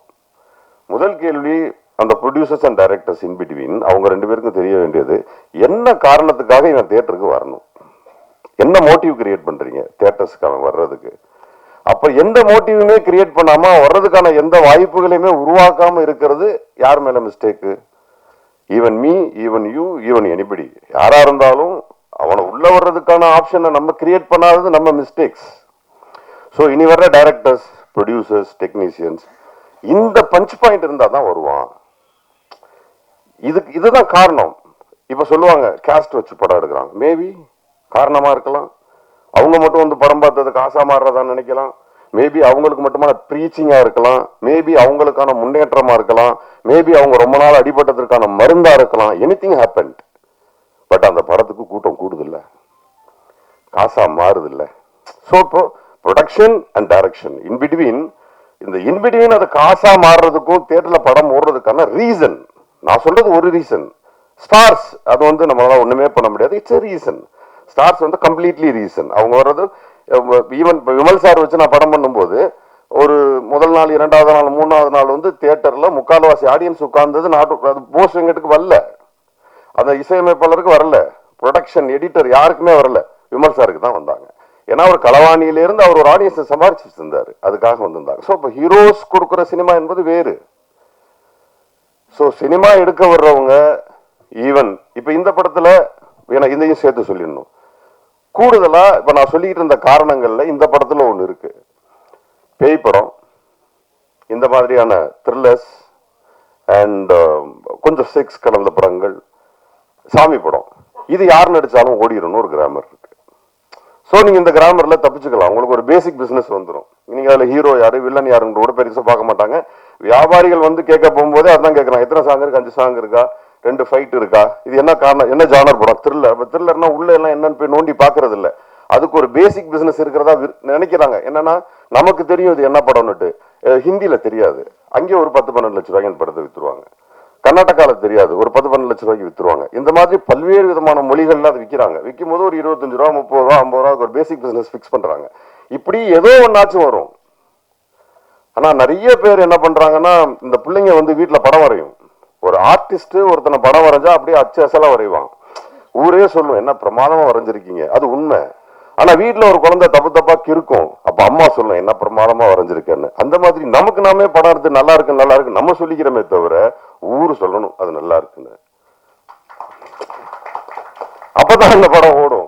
அப்புறம் நான் படம் எடுத்தேன் ஓடல, நான் என்னையும் சேர்த்து தான் சொல்றேன், நான் படம் எடுத்தேன் ஓடல, நான் படம் எடுத்தேன் ஓடலன்னா படம் நல்லா இருந்தா தான் ஓடும். இப்ப படம் நல்ல படம் என்பது வேறு, அது பல விருதுகளை எடுக்கும். 2 படமும் நிறைய விருதுகளை எடுத்துச்சு, அந்த மாதிரி நிறைய விருதுகளை எடுத்துச்சு, அது திருப்தி தரும், அதுதான் தரும்னு எங்களுக்கு தெரியும். பட் பணமாக மாறக்கூடிய திரைப்படங்களுக்கு யார் மேல பிளேமிங் நீங்க வச்சீங்கன்னாலும் தப்பு. ஈவன் தியேட்டர்ஸ், டிஸ்ட்ரிபியூட்டர்ஸ், ப்ரொடியூசர்ஸ், இவங்க யார் மேலேயும் நீங்க பிளேமிங் பண்ணவே முடியாது. அண்ணே சொன்ன மாதிரி ஒரு விஷயம் வேணா பண்ணலாம், எனக்கு அது கொஞ்சம் வருத்தமான விஷயமும் கூட. சமீபத்தில் கூட நடந்துச்சு, ஒரு ஸ்டாரோட படம் வருது, உடனே அந்த சமயத்துல வெளியாக இருந்த சின்ன படங்களை பூரா எல்லாம் பின்வாங்கிறதே நான் பார்த்தேன். அந்த தேட்டர்ல படம் வருதுன்னு சொல்லிட்டு முதல் நாள் போஸ்டர்ல வருது, சாரி பேப்பர்ஸ்ல வருது, ஒரு 10 நாள் பப்ளிசிட்டி பண்றாங்க. ஆனா இல்ல அது பெரிய படம் வருது, ஏன் பின்வாங்குறீங்க? ஏன் பெரிய படம் தோத்தது இல்லையா? பெரிய படம் தான் தோக்குது. சின்ன படங்களை விட அதிகமா தோக்குறது பெரிய படங்கள் தான், அவங்களுக்கு தான் பாதிப்பு அதிகம். ஏன் விட்டு கொடுக்குறீங்க? போராட வேண்டியதானே, படத்தை ரிலீஸ் பண்ண வேண்டியதானே. அதே படத்தை நீங்க லேட்டா ரிலீஸ் பண்ணி ஓடின படம் லிஸ்டே நான் சொல்லுவேன், நீங்க அன்னைக்கே ரிலீஸ் பண்ணி இருந்திருக்கலாமே. அப்ப என்ன ஆகுதுன்னா, அவங்கள பயந்துக்கிட்டு நீங்க வெளியில வரும்போது சார் சொன்ன மாதிரி 150 தியேட்டர் 150 தியேட்டர் 100 தியேட்டர் 100 ஷோஸ் 100-200 ஷோஸ்ன்னு சொல்லிட்டு அந்த ஷோஸ் எல்லாமே அவங்களுக்கு போகுது. தே பிளேட், அவங்க நல்லா விளையாடுறாங்க. ஏன்னா களத்தை நீங்க தான் கொடுத்தீங்க, எதுக்கு களத்தை கொடுக்குறீங்க? நான் ஏற்கனவே ஒரு ஆக்சுவலா இப்போ வந்து ப்ரொடியூசர் கவுன்சில் எல்லாம் சேர்ந்து போய் பேசியிருக்காங்க, டிஸ்ட்ரிபியூட்டர் கவுன்சில் எல்லாமே வந்துட்டு துணை முதல்வர்கிட்ட போய் பேசியிருக்காங்க. டிக்கெட் நிர்ணயம்லாம் நீங்களே பார்த்துக்கோங்க, கவர்மெண்டே இதை போய் பண்ணலான்ட்டு. இதை நான் கிட்டத்தட்ட 2 மாதங்களுக்கு முன்பு நான் பேசியிருக்கேன். நான் என்ன கேட்கிறேன், முழு அதிகாரமும் யாருக்கிட்ட இருக்கு? பணம் போட்ட ப்ரொடியூசர்ஸ் கிட்ட இருக்கு. ஆனா நீங்க என்ன பண்றீங்க, 2 கோடி ரூபாய் 3 கோடி ரூபாய் சொத்து தானே ஒரு திரைப்படம். 10 கோடி இருந்தா 10 கோடி ரூபாய் சொத்து தானே உங்க திரைப்படம். உங்க சொத்தை தூக்கி கொண்டு யார்ட்டையா கொடுப்பீங்களா? உங்க நிலத்தை யார்ட்டையா கொண்டு கொடுப்பீங்களா? யார் பேர்லயா எழுதி வைப்பீங்களா? உங்க வீட்டை யார் பேர்லயாவது எழுதி வைப்பீங்களா? படத்தை மட்டும் ஏன் இன்னொருத்தன் பேர்ல எழுதி வைக்கிறீங்க? என்ன பயம் உங்களுக்கு? என்ன பயம்? படம் எடுக்கிற வரைக்கும் 10 கோடி ரூபாய் போட்டு படம் எடுக்கக்கூடிய தைரியம் இருக்கு உங்களுக்கு. தியேட்டரை பிடிச்சு படம் ரிலீஸ் பண்ண தெரியாதா? அப்ப நீங்க பிசினஸ் கத்துக்காம வந்திருக்கீங்க உள்ள. பிசினஸ் தெரிஞ்சுக்கிட்டு வாங்க. 10 கோடி 15 கோடி 5 கோடி 8 கோடி 3 கோடி என்ன வேணா போடுங்க, வாங்க. ஒரு படம் எடுக்கிறாரா, அசிஸ்டண்டா ஒர்க் பண்ணுங்க. ப்ரொடக்ஷன் பண்றாரா, அவர் கூட ப்ரொடக்ஷன்ல ஒர்க் பண்ணுங்க. டிஸ்ட்ரிபியூஷன்ல கத்துக்கங்க, அப்புறம் வாங்க சினிமாவுக்கு. அப்புறம் தோத்து போயிட்டேன்னு அழுகிறதுல எந்த பிரயோஜனமும் கிடையாது. கத்துக்குங்க. எனக்கு ஆசையா இருக்கு, டிஸ்ட்ரிபியூஷன் கத்துக்க போறேன், பண்ண போறேன், சீக்கிரமே பண்ணுவேன். தோக்குறேன்னு ஜெயிக்கிறேன்னு பண்ணுவேன். டிஸ்ட்ரிபியூஷன்ல தான் பிரச்சனை வந்து நின்றுது கடைசியா. யார்ட்டையாவது கொடுக்க வேண்டி இருக்கு. நம்ம அவ்வளவு சிரமப்பட்டு ஒரு படத்தை ரெடி யாரா கொடுத்துட்டு கெஞ்ச வேண்டி இருக்கு. ஏன் கெஞ்சணும்? இனி வரும் காலங்கள்ல ப்ரொடக்ஷன் பண்றவங்க படத்தை எடுத்துட்டு நீங்களே ரிலீஸ் பண்ணுங்க. ஏன் யாரு பின்னாடியும் ஓடுறீங்க? அப்புறம் திமுக பண்ணுச்சு, அதிமுக பண்ணுச்சு, அவர் யாருன்னா இங்க பண்ணல. உங்க பயம் உங்க கண்ணுக்கு முன்னாடி நிக்கிறதெல்லாம் பூதம் மாதிரி இருக்கு. பயப்படாம படம் பண்ணுங்க, செய்யுங்க. இந்த திரைப்படம் பற்றிய வாழ்த்துக்கள், நன்றி.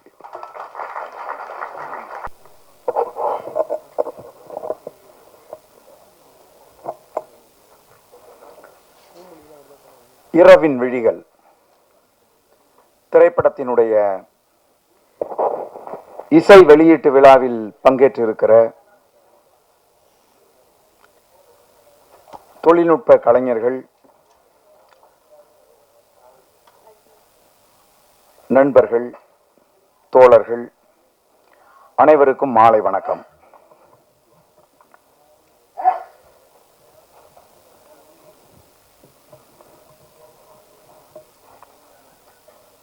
இந்த திரைப்படத்தினுடைய இயக்குனர் இந்த நிகழ்வுக்கு வந்தபோது இந்த படம் குறித்து சில குறிப்புகளை சொன்னார். அதாவது, இணையதளங்களால் இன்றைக்கு ஏற்படுகிற சீரழிவுகள் குறித்து ஒரு விழிப்புணர்வை ஏற்படுத்துகிற திரைப்படம் என்று சொன்னார். அந்த செய்தியை கேட்டவுடனேயே இந்த நிகழ்வில் பங்கேற்றதற்காக நான் மகிழ்வு அடைந்தேன். இந்த திரைப்படத்தினுடைய வெளிப்பாடுகள் எதுவும் அது போன்ற ஒரு சிந்தனையை ஏற்படுத்தவில்லை. ஒரு ஹாரர் மூவி மாதிரி தான் ஒரு ஃபீல் இருந்தது. அது ஹாரர் மூவியாக இருந்தாலும் கூட அந்த திரைப்படம் சொல்லுகிற செய்தி என்பது இன்றைக்கு சமூகத்தை சீரழித்துக் கொண்டிருக்கிற, மிக மோசமான விளைவுகளை ஏற்படுத்தி கொண்டிருக்கிற ஒரு செய்தி குறித்த விழிப்புணர்வை இந்த திரைப்படத்தினுடைய இயக்குனர் ஏற்படுத்தி இருக்கிறார். அதற்காக ஒரு படைப்பை உருவாக்கி இருக்கிறார் என்பது போற்றுதலுக்குரிய ஒரு விஷயம்.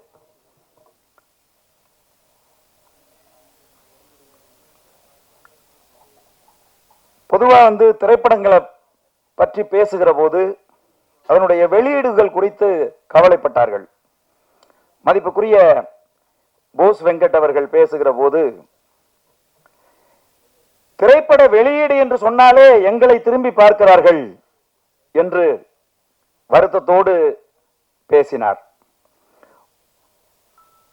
ஒரு நிறுவனம் ஒரு திரையரங்குகளில் தொடர்ச்சியாக தங்கள் நிறுவனம் வாங்குகிற திரைப்படங்களே இருக்கிறது மாதிரி பார்த்துக்கிட்டா வேற யாரு எந்த திரையரங்கில் திரைப்படங்களை வெளியிட முடியும்? அப்ப சின்ன திரைப்படங்கள் வருகிற திரைப்படங்களுக்கு திரையரங்குகள் கிடைக்க மாட்டேங்குது. இப்போ ஒரு திரைப்படம் ரிலீஸ் ஆயிருக்கு, படையாண்ட மாவீரன் அப்படின்னு.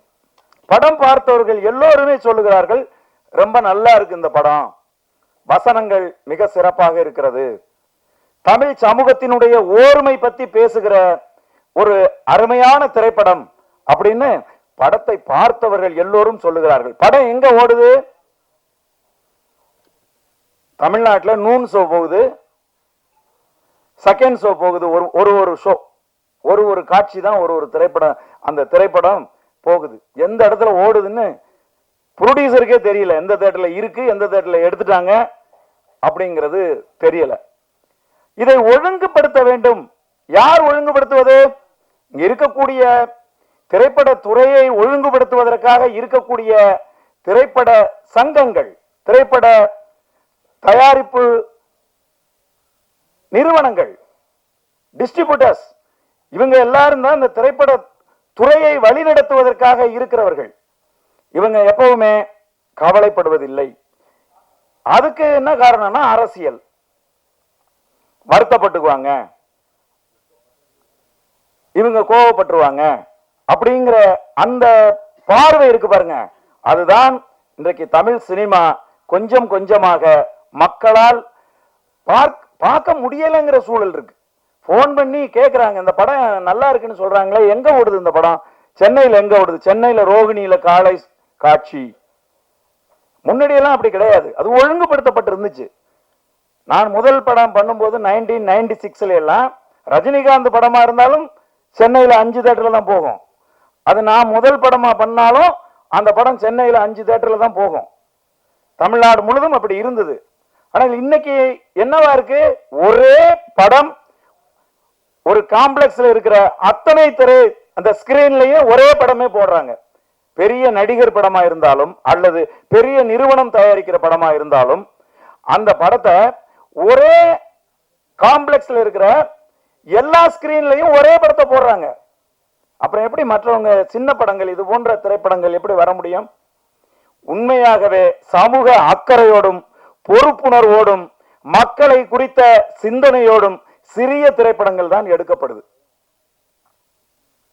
சூப்பர் ஸ்டார்ஸ் நடிக்கிற திரைப்படங்களோ அல்லது பெரிய பெரிய நிறுவனங்கள் தயாரிக்கிற திரைப்படங்களோ கொஞ்சம் கூட சமூக அக்கறையற்ற திரைப்படங்களை தான் அவங்க எடுக்கிறாங்க. இன்னும் சொல்ல போனீங்கன்னா சமூக சீரழிவை உருவாக்குகிற திரைப்படங்களைத்தான் அவர்கள் உருவாக்குகிறார்கள். சிறிய திரைப்படங்கள் தான் அழகான கருத்தை, அற்புதமான கருத்தை முன்வைத்து இந்த மக்களுக்கு ஏதாவது ஒரு செய்தி. இன்னைக்கு யோசிச்சு பாருங்களேன், இன்ஸ்டாகிராமின் மூலமாக எவ்வளவு பேர் பாதிக்கப்படுறாங்க. குறிப்பா பெண்கள், குடும்பத்தில் இருக்கக்கூடிய பெண்கள் தங்களுடைய குடும்ப வாழ்க்கையில் எவ்வளவு சீரழிவுகளை இன்றைக்கு சந்திக்கிறாங்க. இந்த இணையதளங்களின் மூலமாக எவ்வளவு மர்டர்ஸ், எவ்வளவு கொலைகள் இன்றைக்கு நடந்து கொண்டிருக்கிறது. குறிப்பாக பெண்கள் எந்த அளவுக்கு இணையதளங்கள் மூலமாக ஏமாற்றப்படுகிறார்கள் யோசிச்சு பாருங்க. அதைத்தான் இந்த தம்பி சிக்கல் ராஜேஷ் அவர்கள் நான் வந்தபோது அவர் வந்து சொன்னார். அப்ப நமக்கு பொறுப்பு இருக்கு. இன்னைக்கு கையில செல்போன் வச்சிருக்கக்கூடிய ஒவ்வொருத்தரை பார்க்கின்ற போதும் அச்சம் ஏற்படுகிற ஒரு சூழல் இன்றைக்கு உருவாயிருக்கு. நம்முடைய பிள்ளைகள் இன்றைக்கு வந்து செல்போனை வச்சிருக்காங்க. வீட்டில் இருக்கிறவங்க யாரும் ஒருத்தரோடு ஒருத்தர் மனம் விட்டு பேசுகிற நிலை இன்னைக்கு இல்ல. இன்னைக்கு யோசிச்சு பாருங்க, நம்ம குழந்தைகளோடு நம்ம மனதை விட்டு உட்கார வச்சு சோபால உட்கார வச்சு ஒரு 10 நிமிஷம் பேச முடியுதா? நம்ம பேசிக்கிட்டே இருப்போம், அவன் போனை நோண்டிக்கிட்டே இருப்பான். அப்ப இந்த இணையதளத்துக்கு அடிமையாகி விட்டோம். நைட்டு 2 மணிக்கு போன் பண்ணாலும் ஒரே ரிங்கில் நண்பர்கள் எடுக்கிறாங்க. கவலைப்படவே தேவையில்லை. விடிய 3 மணிக்கு போன் பண்ணாலும் ஒரே ரிங்கில் நண்பர்கள் எடுக்கிறாங்க. என்ன காரணம்? யாரும் தூங்குறது இல்ல. என்னங்க, நான் சும்மா நீங்க முழிச்சிருக்கீங்கன்னு பாக்குறதுக்காக அடிச்சேன், இன்னும் தூங்கலையா? இல்ல தலைவா, ஷார்ட்ஸ் பார்த்துட்டு இருக்கேன் தலைவா அப்படிங்கிறாங்க. அப்போ இணையதளங்கள் இன்றைக்கு ஏற்படுத்துகிற இந்த பாதிப்பு இருக்கு பாருங்க, அதுதான் ஒட்டுமொத்தமாக சினிமா துறையவும் இன்னைக்கு வந்து ஒரு மிகப்பெரிய பாதிப்புக்கு வந்து ஏற்படுத்தி இருக்கு. திரையரங்குகள் இன்னைக்கு எல்லாம் வந்து திரையரங்குல படம் போடுறது அப்படிங்கிறது, அதுவும் சிறிய திரைப்படங்களை திரையரங்குக்கு கொண்டு வர்றது அப்படிங்கிறது பண விரயம் அப்படிங்கிற மாதிரியான ஒரு சூழலை தான் இன்னைக்கு தமிழ் சினிமா ஏற்படுத்தி வச்சிருக்கு. தம்பி வீரா பேசும்போது சொன்னாங்க, ஆந்திராவில் வந்து சின்ன சின்ன திரைப்படங்கள் வந்து பெரிய பெரிய வெற்றிகள் வந்து அடையுது அப்படின்னு சொல்லி. அங்கெல்லாம் ஒரு ஒழுங்கு இருக்கு. தயாரிப்பாளர்களுக்கும் திரையரங்கு உரிமையாளர்களுக்கும் டிஸ்ட்ரிபியூட்டர்ஸுக்கும் நடுவுல ஒரு ஒழுங்கு இருக்கு அங்க எல்லாம். அதை நம்ம விட்டுறோம். விட்டுட்டு தமிழ் சினிமா ஒழுங்கா இல்லைன்னா எப்படி ஒழுங்கு வரும் சொல்லுங்க பாப்போம். எத்தனையோ முறை இயக்குனர்கள் சங்கத்தில் இருந்து சென்று பேசியிருக்காங்க. இதை வந்து ஒரு ஒழுங்கு கொண்டு வரணும். சின்ன திரைப்படங்களை வந்து ரிலீஸ் பண்றதுக்கு ஒரு ஒரு ஒரு ஒதுக்கீடு செய்யணும். ஒரு பெரிய படம் வந்துச்சுன்னா ஒரு 10 சிறிய படங்களை ரிலீஸ் பண்ணணும்னு சொல்லி கவலைப்படுறது எங்களுடைய இயக்குனர் சங்கம் தான் கவலைப்படுது. ஒவ்வொரு முறையும் அதை எடுத்துட்டு போய் அவங்க பேச்சுவார்த்தை நடத்துறாங்க. ஆனால் அதை நடைமுறைப்படுத்த வேண்டியவர்கள் அதை நடைமுறைப்படுத்த மாட்டேங்கிறாங்க. இது போன்ற திரைப்படங்கள் நிறைய வரணும். இந்த தம்பி மகேந்திரன் வந்து எந்த நம்பிக்கையில், எந்த துணிச்சலில் பணத்தை வந்து இன்வெஸ்ட் பண்றது சொல்லுங்க. இன்வெஸ்ட் பண்ண பணத்தை ஒரு பெட்டி கடைக்காரர் ஒரு 10,000 ரூபாய் இன்வெஸ்ட் பண்ணி ஒரு பெட்டி கடை வச்சா அதுல இருந்து ஒரு 5,000 ரூபாய் நம்ம சம்பாதிச்சிடலாங்கிற நம்பிக்கை இருக்கு. கண்ணுக்கு முன்னாடி அந்த பொருள் இருக்கு. ஆனால் சினிமாவில் இன்வெஸ்ட் பண்ண வர்ற ஒரு தயாரிப்பாளருக்கு இன்றைக்கு நம்பிக்கையை இழக்கிற ஒரு சூழ்நிலை தான் இன்றைக்கு வந்து உருவாகி இருக்கு.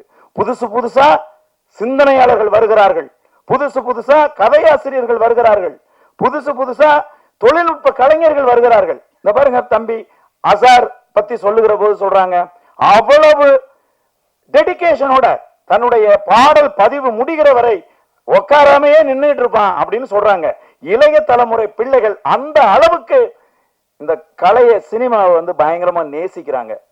ஆனால் சினிமா இன்றைக்கு என்னவா இருக்கு அப்படின்னு சொன்னா, அது கார்ப்பரேட் மயமாகி ஒரு சில பேர்களுடைய கைக்கு போய் சினிமா எல்லாராலும் எடுக்க முடியாது. அப்படி எடுத்தாலும் அதை பொதுமக்களுடைய பார்வைக்கு கொண்டு வர முடியாது.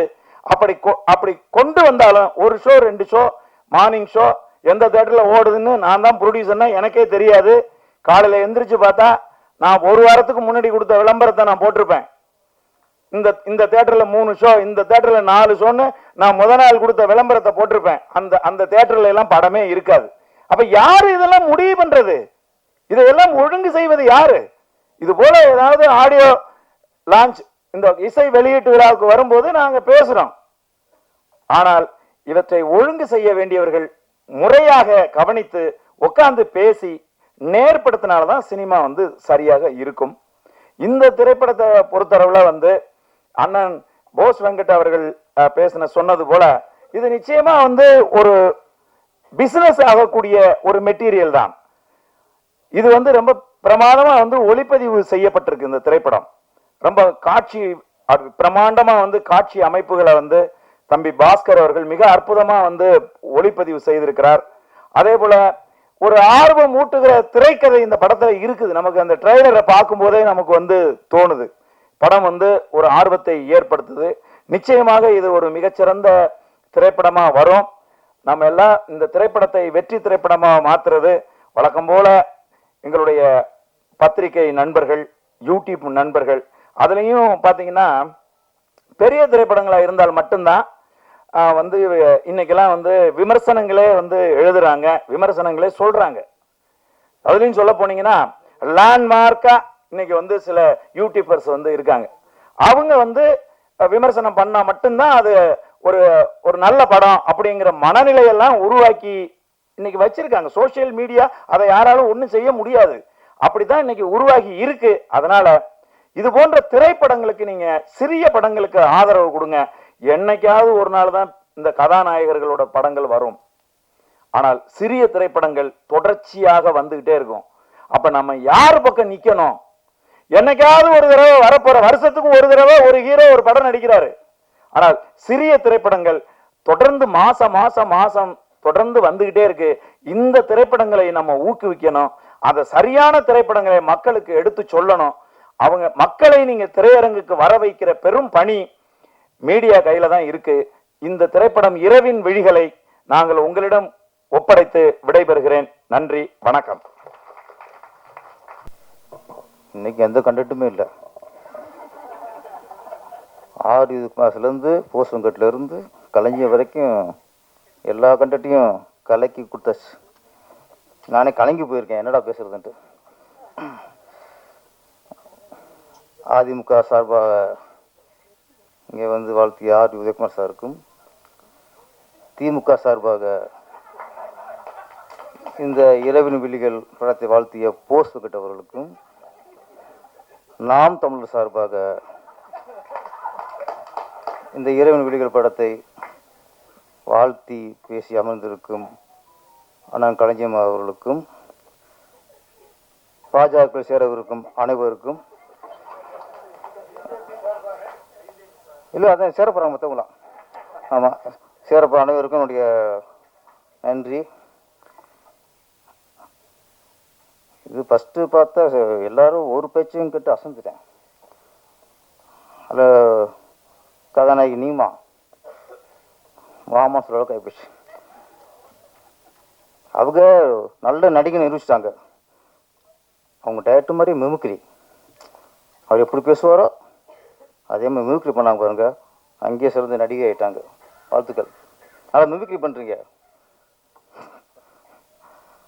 அடுத்து கோமல் சர்மா அவர்கள், அவங்க அரசியல் தலைவர்கள் பேச வேண்டிய பேச்செல்லாம் பேசியிருக்காங்க. கலைஞர் சார், சீமான் பேச வேண்டியது அவங்க பேசிட்டாங்க. இப்போ சோசியல் மீடியா எந்த அளவுக்கு கேவலமாக இருக்குது, எதாவது தப்பாக யூஸ் பண்ணுறாங்க, அது எப்படி சரியாக யூஸ் பண்ணணும். உண்மையிலேயே ஒரு சினிமா விழாவில் ஒரு சமூகத்துக்கு தேவையான விஷயத்த சொல்லிட்டாங்க. நன்றி.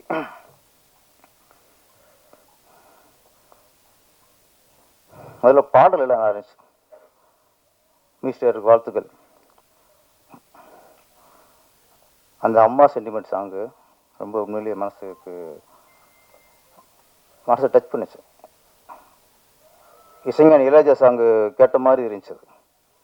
ஆமாம், அந்த பாடகரும் இளையராஜா வாய்ஸு நீங்கண்ணா இளையராஜா பயங்கர ரசிகர் போல இருக்கு. ஆமாம், நல்லா இருந்துச்சு சார். ஆமாம், அது நம்ம இசைஞானி பாடுற மாதிரி இருந்துச்சு, நல்லா இருந்துச்சு, ஃபீல் நல்லா இருந்துச்சு.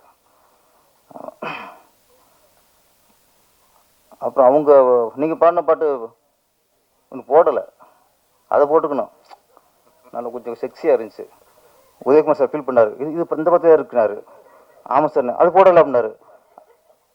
அது இப்போ விட்டாங்க சார், நான் கிளம்புறேன்ட்டார். அது ஃபஸ்ட்டு பேசி போன காரணமே அது எதிர்பார்த்தது இல்லை இங்கே, அதனால கிளம்பிட்டார். நல்லா இருந்துச்சு சாங்.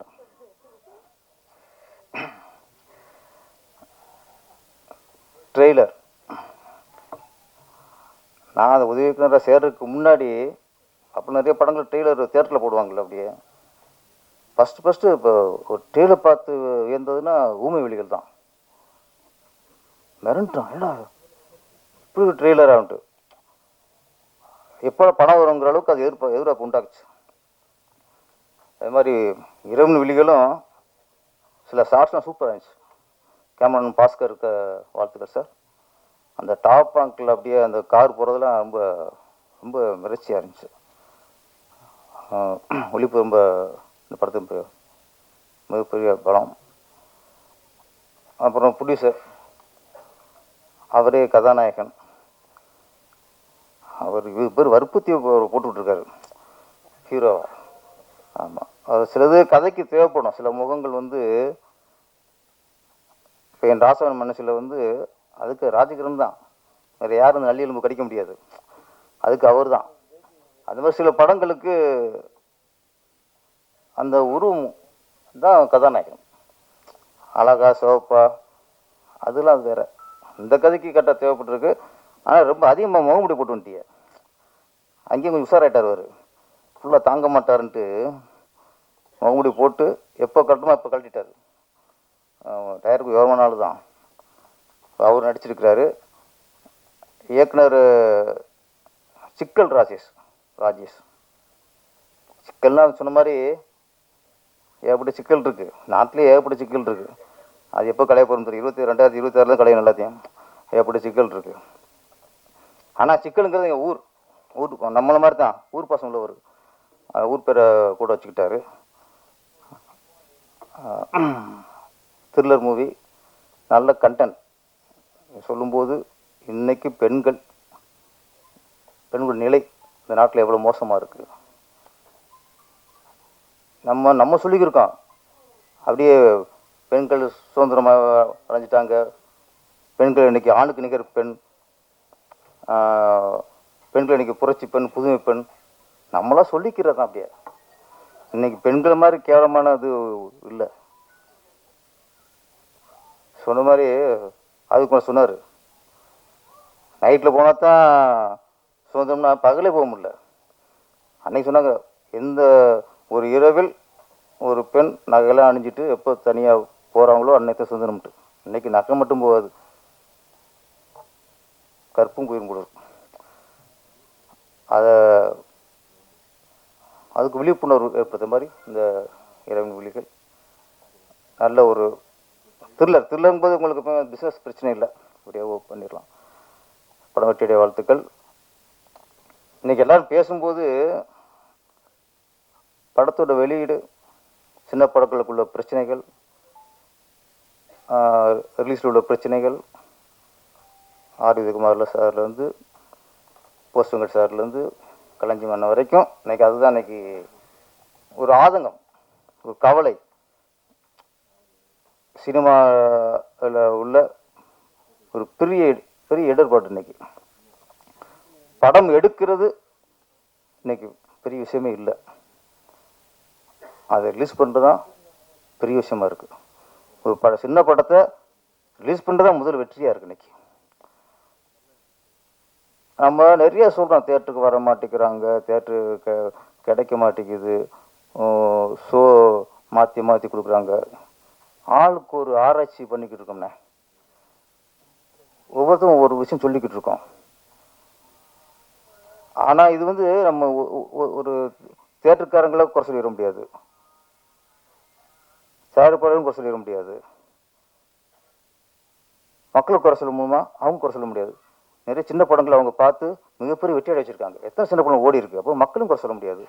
இங்கே எங்கே என்ன சிக்கல், என்ன பிரச்சனை, இது ஆராய வேண்டிய விஷயமா இருக்கு தவிர இது ஒரு குற்றச்சாட்டாக ஒரு இதை நம்ம கொடுக்குற மாதிரி இல்லை.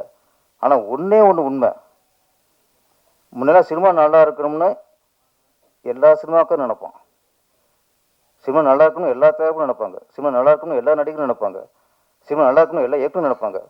ஆனால் இன்னைக்கு இல்லை, நான் நல்லா இருக்கணும், என் படம் மட்டும் ஓடணும், என் படம் ஓடணும் ஓடாட்டேன்னா என் படத்தை எல்லாத்துலேயும் போட்டு நான் வசூல் வரணும், இத்தனை ஓடி வசூல் நான் சொல்லணும்.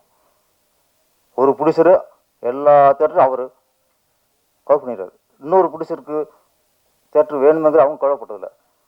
அப்போ இன்னைக்கு சினிமா அழிக்கிறது சுயநலம். என் படம் ஓடினா போதும், என் படம் ஓடினான்னு ஓடாட்டேன்னா அப்படி நினச்சா நாளைக்கு கொஞ்சம் கொஞ்சமாக சினிமா அழிஞ்சு அதில் நம்மளும் அழிச்சிருவோம். யாரோ சுயநலத்தில் இருக்காங்களோ அவங்களும் அழிச்சிருவாங்க. இது ஒரு பொது பார்வை வேணும்.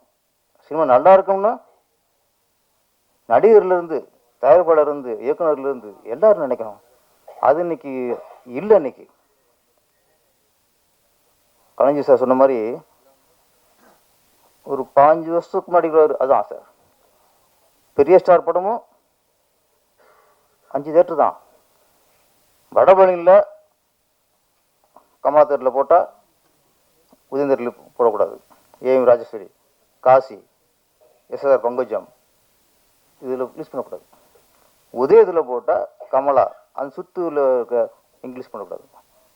மாதிரி அங்கே அபிராமியில் போட்டால் ஆல்புட் போடக்கூடாது. தேவியில் போட்டால் இங்கே சத்தியம் போடக்கூடாது. ஒரு கட்டுப்பாடு ஒரு ஒழுங்கு இருந்துச்சு. இப்போ பெரிய படங்கள் வந்து சென்னையில் எத்தனை தேட்டர் இருக்கோ அத்தனை தேட்டரும் அவங்க படம் தான். அதனால் அது இனிமேல் 50 நாள் 100 நாள் ஓடுறதுலாம் வாய்ப்பே இல்லை. அதனால தான் அவங்களுக்கு 3 நாள் 1 வாரம் கலெக்ஷன் முடிஞ்சு அடுத்து 2வது வாரம் பார்த்தா தேட்டரில் ஆள் இல்லை. இதில் ஒன்றே ஒன்று என்ன, இந்த விமர்சனம் பற்றி சொன்னாங்க. ஒரு காலத்தில் அப்போ தான் ஒரு இயக்குனர் படம் ரிலீஸ் ஆனாலோ ஒரு தயாரிப்பாளர் படம் ரிலீஸ் ஆனால், அது முக்கியமாக இயக்குனர் தமிழ் ரிலீஸ் ஆகும்போது படம் ரிலீஸ் ஆனதுக்கப்புறம் சில வாரப்பத்தியில் வர விமர்சனத்தை ரொம்ப எதிர்பார்ப்பாங்க.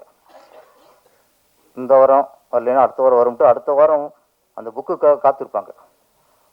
அடுத்த வாரம் இல்லைன்னா 3வது வாரம் வந்து அந்த புக்குக்காக வாங்கி பார்ப்பாங்க, இந்த வாரம் படத்துக்கு விமர்சனம் வந்திருக்கான்ட்டு. 3வது வாரம் இல்லைன்னா அந்த பத்திரிக்கைக்கே இவங்க தொடர்பு கொண்டுருவாங்க, என்ன சார் படத்தில் விமர்சனம் போடலன்ட்டு. அப்போ ஒரு படம் ரிலீஸ் ஆனதுக்கப்புறம் விமர்சனத்துக்காக காத்திருந்தாங்க. ஒரு பத்திரிக்கையில் போடலாம் ஏங்குனாங்க. இன்னைக்கு சில விமர்சனங்களை கேட்கும்போது நம்புறது ஏன் அவங்களே விமர்சனம் பண்ணுறாங்கன்றது. அசல் ஒரு சில ஆட்கள் வன்மத்தை கக்குறவங்க, வன்மத்தை வியாபாரமாக்குறவங்க ஒரு சிலர், அவங்களாம் இப்போ விமர்சனம் பண்ணும்போது இந்தெல்லாம் என்ற நம்ம படத்தை விமர்சனம் பண்ணுறாங்கிற கவலை இன்னைக்கு இருக்கு. விமர்சனத்தில் சில படத்தை போச்சுப்புறாங்க. அந்த மாதிரி ஒரு கான்ட்ரவர்சியாக வன்மத்தை கக்குறால விமர்சனத்தை இன்னைக்கு ஆடியன்ஸ் மனநிலையை நம்புது. இன்னைக்கு நல்லபடியாக விமர்சனம் பண்ணால் அவங்களுக்கு ஒரு இதாக தெரியல. திட்டணும், ஹீரோ திட்டணும், டேரக்டர் திட்டணும், இவன் மடையன் அவன் திட்டினா அது சந்தோஷமா இருக்கு. சில மக்களுக்கு அந்த மாதிரி ஆயிட்டாங்க. இதெல்லாம் சொல்கிறேன், இதெல்லாம் சினிமா கிடைச்சி இன்னைக்கு ஒரு வீழ்ச்சிக்கு காரணம். இன்னொன்று, இந்த நேரத்தில் சூப்பர் ஸ்டார் ரஜினி சார் இன்னைக்கு சின்ன படம் நல்லா ஓடணும்னு நினைக்கிறவங்க, சின்ன படத்துக்கு சப்போர்ட் பண்ணணும்னு நினைக்கிறவங்க, சின்ன படத்துக்கு ஆதரவு தெரிவிக்கணும் அனைவரும் சூப்பர் ஸ்டார் ரஜினி சாருக்கு நம்ம வந்து நன்றியை தெரிவிக்கணும், ஒரு பாராட்டு தெரிவிக்கணும். ஏன்னா இன்னைக்கு அவர் உச்சத்தை அடைஞ்சு அவர் பார்க்காத வெற்றி இல்லை, அவர் பார்க்காத புகழ் இல்லை. ஆனால் இன்னைக்கு ஏதாவது ஒரு படம் சிறிய படங்கள் நல்ல படமாக இருந்தால் அந்த யூனிட்டை வீட்டுக்கு வரவழைச்சு வாழ்த்துறாரு சார். யார் சார் வாழ்த்துறாங்க? இன்னைக்கு ஏதோ சிறிய படம் நல்லா இருக்கு அப்படின்னா அடுத்த நாளே அந்த யூனிட்டை போயிடுறாங்க. அழகா அவங்களுக்கு பேசி வாழ்த்தி ஒரு ஸ்டில்லுக்கு போஸ்ட் கொடுத்து,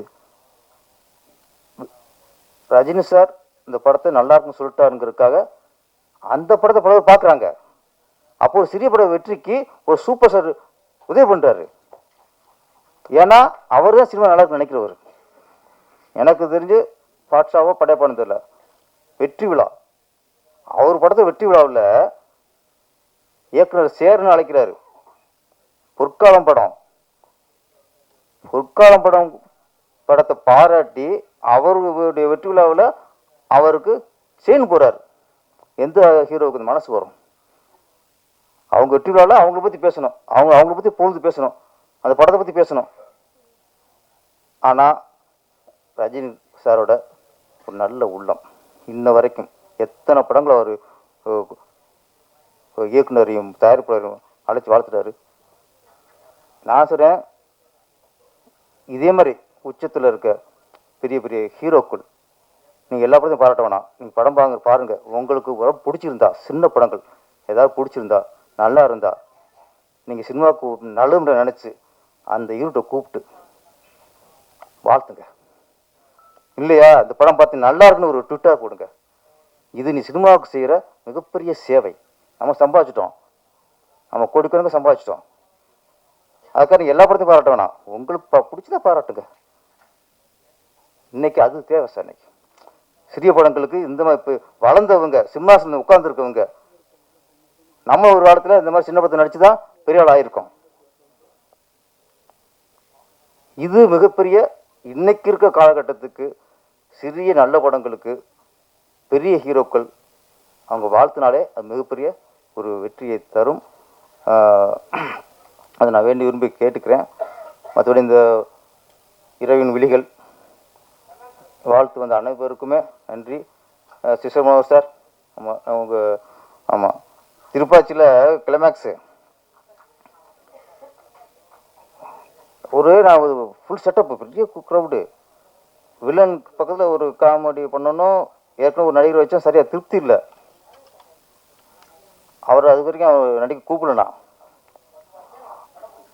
படம் முடிஞ்சு லாஸ்ட் கிளைமேக்ஸ் எடுத்துக்கிருக்கேன், என்னடா அப்படின்னு எனக்கு திருப்தி இல்லை. அப்புறம் இது கரெக்டாக அப்புறம் டக்குன்னு பொறுத்திடுச்சு எனக்கு. சிசர்மோன கரெக்டாக இருப்பார் அப்படின்ட்டு உடனே மேனேஜர் சொல்லி, சார் அவரை கூட்டுவாங்க சார்ன்ட்டு. காலை ஷூட்டிங்காக 10-11 மணிக்கு இவருக்கு ஃபோன் பண்ணி அப்புறம் வந்து தான் அந்த கிளைமேக்ஸு டைலாக், உங்கள் டைலாக் தான் இப்போ பயங்கர கிளாப்ஸ் நடந்துச்சு. ஆமாம் ஆமாம், அங்கேயே பாருங்கள் தளபதி ஈக்குவல் பண்ணியிருக்காரு அவர். நன்றி. இந்த படம் இரவின் விழிகள் மிகப்பெரிய வெற்றி அடைந்து இந்த இயக்குனர், தயாரிப்பாளர், நடித்த நடிகர்கள், டெக்னீஷியன் அனைவரும் பேரு புகழும் உடைய என்னுடைய வாழ்த்துக்கள். நன்றி, வணக்கம்.